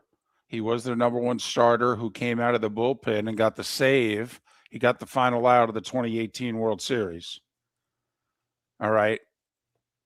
The other thing, there's no doubt, listen, he had 3 years. He didn't pitch in 2020. And in 21 and 22 combined, he pitched 11 times. So he went 3 years, Mark, where he pitched 11 games. 11 games in 3 years. It cost him the Hall of Fame. I mean, it clearly did. He throws up, he could throw up 3 C+ seasons You know where he'd be in strikeouts right now? He's at almost 2,100 strikeouts right now. Okay, he'd be at 2,600 easy. So he would Okay, get to 3,000. but I mean, we are in the most strikeout era part of the game in the history of the sport. Is that going to factor in on a good side for him or a bad side? Not a bad side, but you know what I mean. I understand. Let's just say he gets 10 wins a year. Okay. And by the way, leading up to those injury plagued seasons, he had 17, 11, 12, 13, 17, 17, 12. Give him 10 wins. Give him 30 wins. Now he's at $1.75. So now he's going to get to 200 wins. And we've all acknowledged we ain't never going to have a 300 game winner anymore. Okay. You throw 210, 220, 230, you'll get more consideration than you ever got before. I got you, but you're giving him wins in years that he didn't play, and voters don't do that. No. I'm not saying he's got a Hall of Fame resume. I'm saying those 3 years lost to injury, to me, are going to keep him out of the Hall of Fame. Okay, I got you. I'm sorry. I misunderstood your argument there. Right? When he's done, we're going to look back and we're going to go, well, if you plug in 3 C-plus seasons in those 3 years. I mean, that's why I make the argument Ted Williams and Bob Feller. Okay. I mean, these men, Ted Williams lost 5 prime years in 2 wars. Take a look at what his numbers are. I mean, Ted Williams would have been right there with Babe Ruth in home runs. Right there. Bonds, I mean, Aaron might have broken Ted Williams' record, not Ruth's. You know, Ted Williams didn't get the 3,000 hits. You throw those 5 years in the equation. Hell, Ted Williams might be 3rd all time in hits. I mean, you know, Mark, I always made the argument that Ruth was the best player of all time. But to me, Teddy Ballgame was number 2. 5 years lost to war. 5. Unreal. But so that's a little news on Sale there. Also, the Falcons GM announcing this morning that he's talked to Kirk Cousins and that Cousins will be released in March. I think they're making a mistake. I don't disagree. I don't disagree. But if you're the Minnesota Vikings, how interested are you in Cousins? Very. Very. Listen, if I'm the Vikings, I can't go into this year with J.J. McCarthy as my starter. He's not good enough. Not yet. I can't waste another year. I can't. Now, if he can be the number 2 quarterback and he comes off the bench, if something happens to the number 1 and he proves that, oh, okay, all right, now you're ready, that's a different story. Also, the Eagles talking the talk that they're not moving A.J. Brown. Basically, to me, that means one thing. There's not been an offer good enough to move A.J. Brown. Right. They've let the 4 teams they're talking to know you got to up the do ante. better. Right. Do better. It's very simple. Yeah. So a lot of time between now and the draft. I mean, if you're going to move them, to me, you got to move them before this year's draft. I don't want 2027 picks. I want 2026 picks if I'm the Philadelphia Eagles. Okay. Doesn't mean I wouldn't take a 27 pick, but if I'm moving him, something in this draft has to be a part of what I'm getting. Well, to me, I mean, I think people are offering 2026 picks. To me, the question is, would you trade him for a second and others things, or do you have to get a 1? Well, you know what's interesting to me? Let's just look at the Patriots. I would take, it's where I would look at 2027 picks with the Patriots. I may say, give me 2 2s. Give me your 2 this year. Give me your 2 next year. Because I know that 27 2 is going to be pretty good. Uh-huh. So it's where the move to the Patriots interests me if I'm the Eagles in getting multiple picks and not worrying as much about the one. And by the way, some of the stuff I've been reading, David, the receiver crop, very good for day 2 picks. So take that for what it's worth. Miller and Moulton. We'll get into the combine with Pat Kerwin tomorrow. Seth Everett also on the show tomorrow. And we'll have, looks like we won't have the numbers until this afternoon on the hockey. But we will have Today Was the Day When, the good, the bad, and the ugly, and what's on tap. That's all next. Miller and Moulton, the Diamond District Bonus Hour. American Paint Supplies, for nearly 30 years, is your one-stop shop for all your coating needs. If you are a designer, a contractor, a professional painter, or a weekend warrior, American Paint Supplies is the place where experts go to get expert solutions. At 6100 Shirley Street in Naples off of Pine Ridge, American Paint Supplies delivers the best solutions with the best products with the best support. Meet Gene and his team today at American Paint Supplies. Call 239-566-2700. That's 566-2700 or online at AmericanPaintSupplies.net. Your roof is your home's first line of defense. At Pelican Roofing of Florida, Ronnie John and their team bring years of experience to protect what matters most, your family and your business. From residential repairs to large-scale commercial roofing, we deliver honest work, fair pricing, and quality you can trust. An upgrade on your roof can lower your insurance costs. Don't wait for a leak to turn into a disaster. Call the experts at Pelican Roofing today. 1-866-9-PELICAN. That's 1-866-9-PELICAN. Online at PelicanRoofingCompany.com. CCC 1332512. Mark Miller for Sleep Treatment Direct. They are helping me with sleep apnea. And by helping me, I mean curing me. No more CPAP machine. No more snoring. No more tossing. No more waking up exhausted. Their expert team got me the right treatment, fast and hassle-free. If you want to feel energized and get rid of your snoring, call Sleep Treatment Direct today. 444-1741. That's 239-444-1741. Sleep Treatment Direct. Sleep safe and sound. The Cape Coral Police Department is growing, and they want you to be a part of it. They're hiring new officers. Starting pay is between $74,000 and $90,000, depending on your experience. And with a $10,000 hiring bonus, you could be making $100,000. Enjoy paid holidays, off-duty details, plenty of OT opportunities. They're also hiring dispatchers and professional staff. So go to CapeCops.com. CapeCops.com. Be brave, be best, be Cape. This is Miller and Moulton.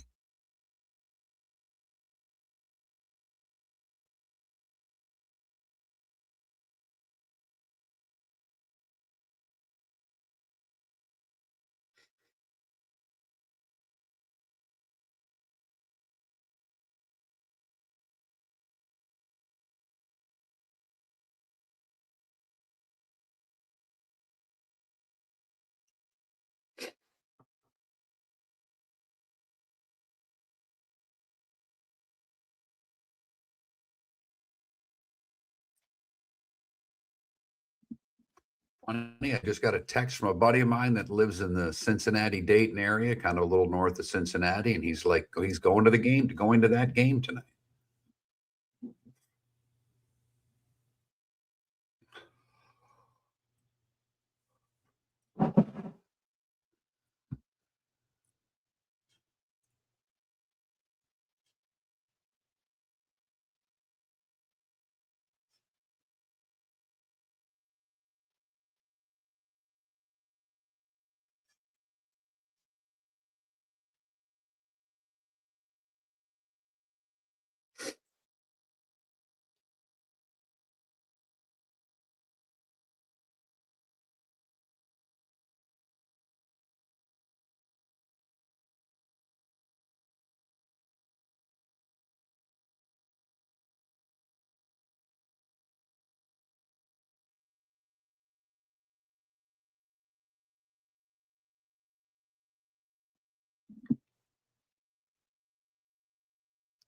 Thank you, Chad.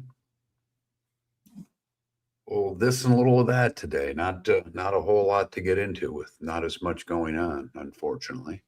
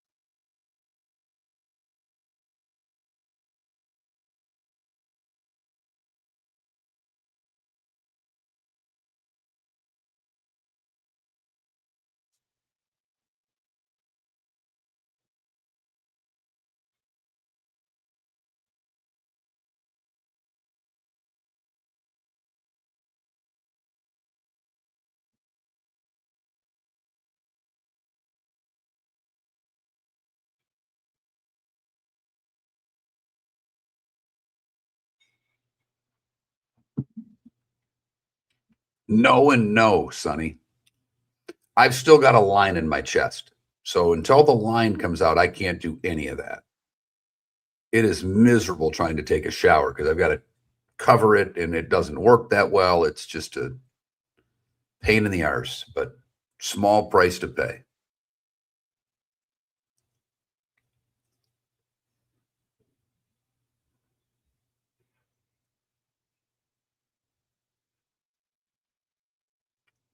I mean, it's amazing that I've got used to sleeping with literally, I have a thing right here on my chest and I have 3 lines that dangle off of it. And when first going to bed and that thing moves around, it's just weird. Now, after a month, it's like, all right, whatever. You're listening to Miller and Moulton. And now, here's Mark Miller and David Moulton. 22 minutes till we're done. Out of here. That's it. On this final Tuesday of February, Miller and Moulton, millerandmoulton.com, Miller_Moulton on X. Some good suggestions, I think, as to who you look like now that you shaved your head and you look like you're ready for the Marines. Joe Rogan's been suggested. Scott Van Pelt has been suggested. My favorite has been Gene Hackman as Lex Luthor in the original Superman movie. That's my personal favorite. I don't know if I look like that, but the fact that I got that comparison made me smile today. So, I had some of the suggestions. We've had a bunch of them, actually. More suggestions than I thought, because I was even struggling to come up with folks. I liked your Todd Martin. I don't think that that's a poor one. You're digging a little bit there. I mean, people, no doubt, tennis player, but yep. Leave it to David to go deep in the Rolodex to find a doppelganger for me. What I'm most interested in, to be honest with you, and I did like the Billy Bob Thornton from Sling Blade. That hurts, but it's funny. There is the chance that when my hair grows back, and it's happened to a lot of people who have gone through this, that it will come back curly. That's what I'm most excited about. If I get a Jared Bednar salad out of this, holy cow. Right, because you've had very straight hair. Very straight hair. Right. So I can even take if it goes gray, because I've not had gray hair my entire life, really. If it goes gray and it's a little wavy, I'm all in. I'm all in. All right, that'd be awesome. That's not what I'm rooting for. It's that time again, nearing the end, but not quite there yet. Here's Mark Miller with Today Was the Day When. Not a lot today. Not a lot good. We don't even have to go that far back. We start in 1972. Priscilla and Elvis separate. I mean, that predates Charles and Diana, David. Oh, yeah. No, that was huge. 1980, we talked about it earlier this hour. The hockey team clinches gold. 4-2 win over Finland 2 days after beating the Russians 4-3. It was today in 81, however, David, that Prince Charles announced his engagement to Lady Di. Gretzky scores his 78th of the season today in 82 to set the record. He would finish with 92 goals. We all watched this. I don't obviously remember it happening in 1988. You may, David. You paid attention to these things more than me. I remember it from the movie. But it was today in 88 that the Supreme Court votes 8-0 to overturn the $200,000 settlement awarded to the Reverend Jerry Falwell for his emotional distress after being parodied in Hustler magazine. 1989, Roberto Duran wins his 4th world title in different weight classes when he defeats Iran Barkley in a 12-round split decision to win the WBC middleweight title. I believe Ring Magazine voted it the fight of the decade. It was a spectacular fight. Spectacular. Barkley, underrated fighter. Yes. Because there were so many great guys in those divisions during that time. Today in 93, Eric Clapton, big winner at the Grammys. 3 awards for Tears in Heaven, 2 more for his Unplugged album, and the best rock song for the acoustic version of Layla. It was today in 02, Canada whoops up on the U.S. 5-2. Remember when you guys were good in hockey? Joe Sakic and Jerome McGinley both had 2 goals, 5-2 win over the U.S. in Salt Lake City. Take it easy there, big fella. Come on now. Come on. I've got 4 years of this. Don't think I'm stopping. Is this all because of McKinnon? Okay. Yeah. Okay. So this is all Nathan McKinnon's fault. Why you are going to dog them for 4 years? Yeah, Okay. that's you pretty much. All got right. it. Fair. I just wanted to know. That's all. Today in 08, Castro retires as president of Cuba due to ill health. He only was in power for 50 years. Today in 2013, Jimmy Johnson wins his second Daytona. Danica started from the pole and finished 8th, the best finish ever by a woman at Daytona. She was second with a lap and a half to go. Nobody All right. helped her, did they? And she never should have moved. She had the inside position. She just should have stayed there. I can't believe her team didn't tell her, you ain't going to get any help. So don't move. You got good track position. You're fast. Just stay there. And maybe somebody late on the final lap helps her. Okay? She never should have moved. Today in 2020, Harvey Weinstein found guilty of rape and criminal sexual acts that ignited the Me Too movement. And it was 4 years ago today that Russia invaded the Ukraine. Honus Wagner, Hall of Famer Fred Dean, and Steve Jobs would have all celebrated birthdays today. This is getting obscure, but I can't help it. Edward Olmos, you remember him as the chief of police there on Miami Vice, was in Stand and Deliver, which was also a great movie. He's 79. Rupert Holmes is 79. I'm going to leave this one to Raj because I think some of you in the Twitch chat room, I don't think David will get it. Raj, any idea who Rupert Holmes is and what song he's famous for singing? Is it the Pina Colada song? Look at that. We got ourselves a winner. He's also 79 today. George Thorogood. Love George Thorogood. He's 76. Hall of Famer Eddie Murray is 70. Goaltender Mike Vernon, 63. Jeff Garcia, and a guy that David loves just because he helped him win that Stanley Cup, Alexei Kovalov, both 53 today. Simeon Rice is 52. You know what the Bucks could use, David? Oh, tell Simeon me about Rice. it. Should be in the Hall of Fame. Average. And Floyd Mayweather Jr., who's scheduled to fight Manny Pacquiao in the fall, turned 49 today. What did I miss, David? Oh, you didn't miss anything. Simeon Rice, 12 years in the league, averaged 10 sacks a year for 12 years. And was on the Bucks, the 02 Bucks. Would be the 5th Hall of Famer on that defense. Apparently it's okay if you play on the Steelers and on other teams, but I think Simeon Rice is a Hall of Fame defensive end. Time to see life a little bit differently. Here's Mark Miller with the good, the bad, and the ugly. What you got, Mark? For the good, this is almost like an unbelievable story to me. But for the good, we go to St. Petersburg, Russia, where a child fell from the 7th story of the flat that they lived in. She was in the windowsill. People were screaming. The child fell out. Mom is an influencer, for what it's worth. But there was a caretaker, Kirulio Abadulev, 37, was on the street. He caught the infant who fell 7 stories. Oh, my goodness. They fell into snow as the child struck him in the chest. They both crashed to the ground, but both are going to be fine. Oh, amazing. Oh, awesome.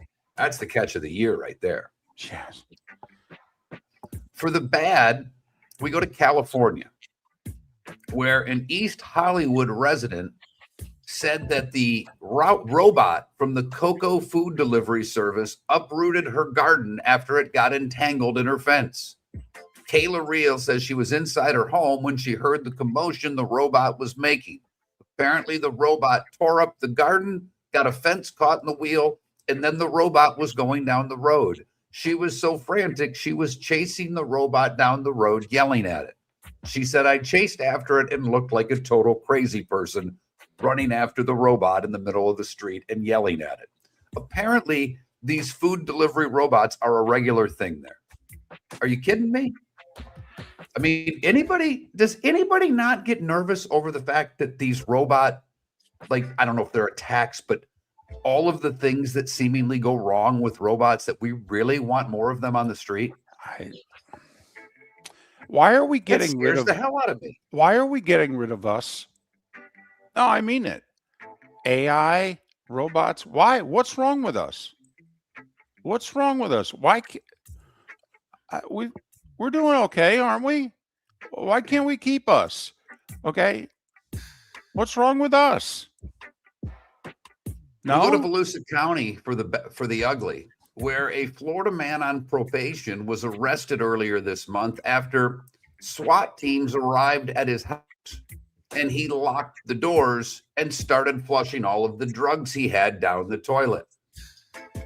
Antoine Tillman took off from the house, apparently didn't get too far before he was tackled by the SWAT team, but it caused the police to do a little working on the plumbing, where they discovered cocaine and packaging from the plumbing outside.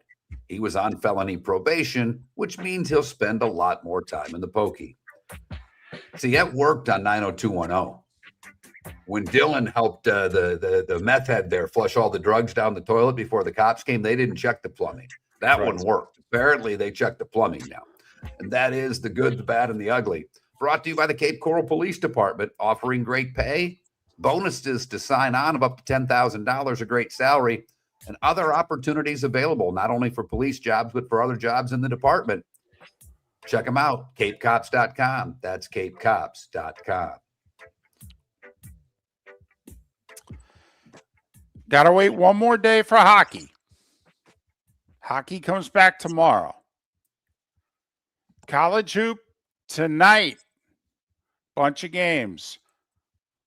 Don't know how many of you are going to stay up late, but UCF is at BYU.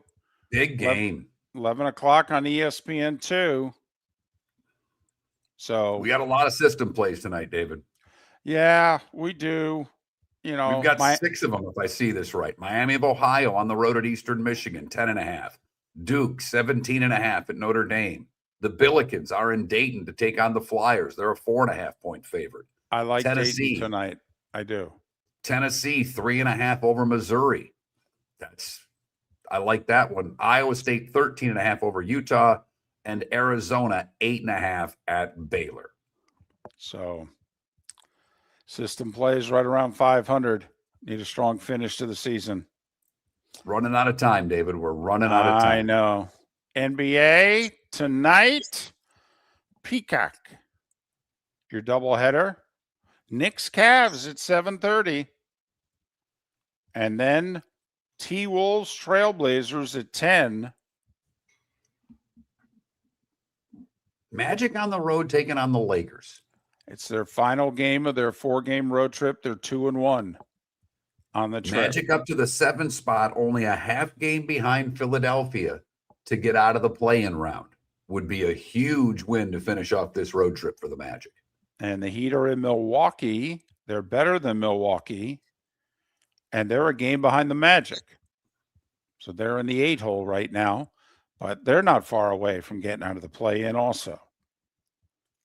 So, yeah, I mean, it really looks like Philadelphia, Orlando, Miami all battling to see who can get that 6th spot.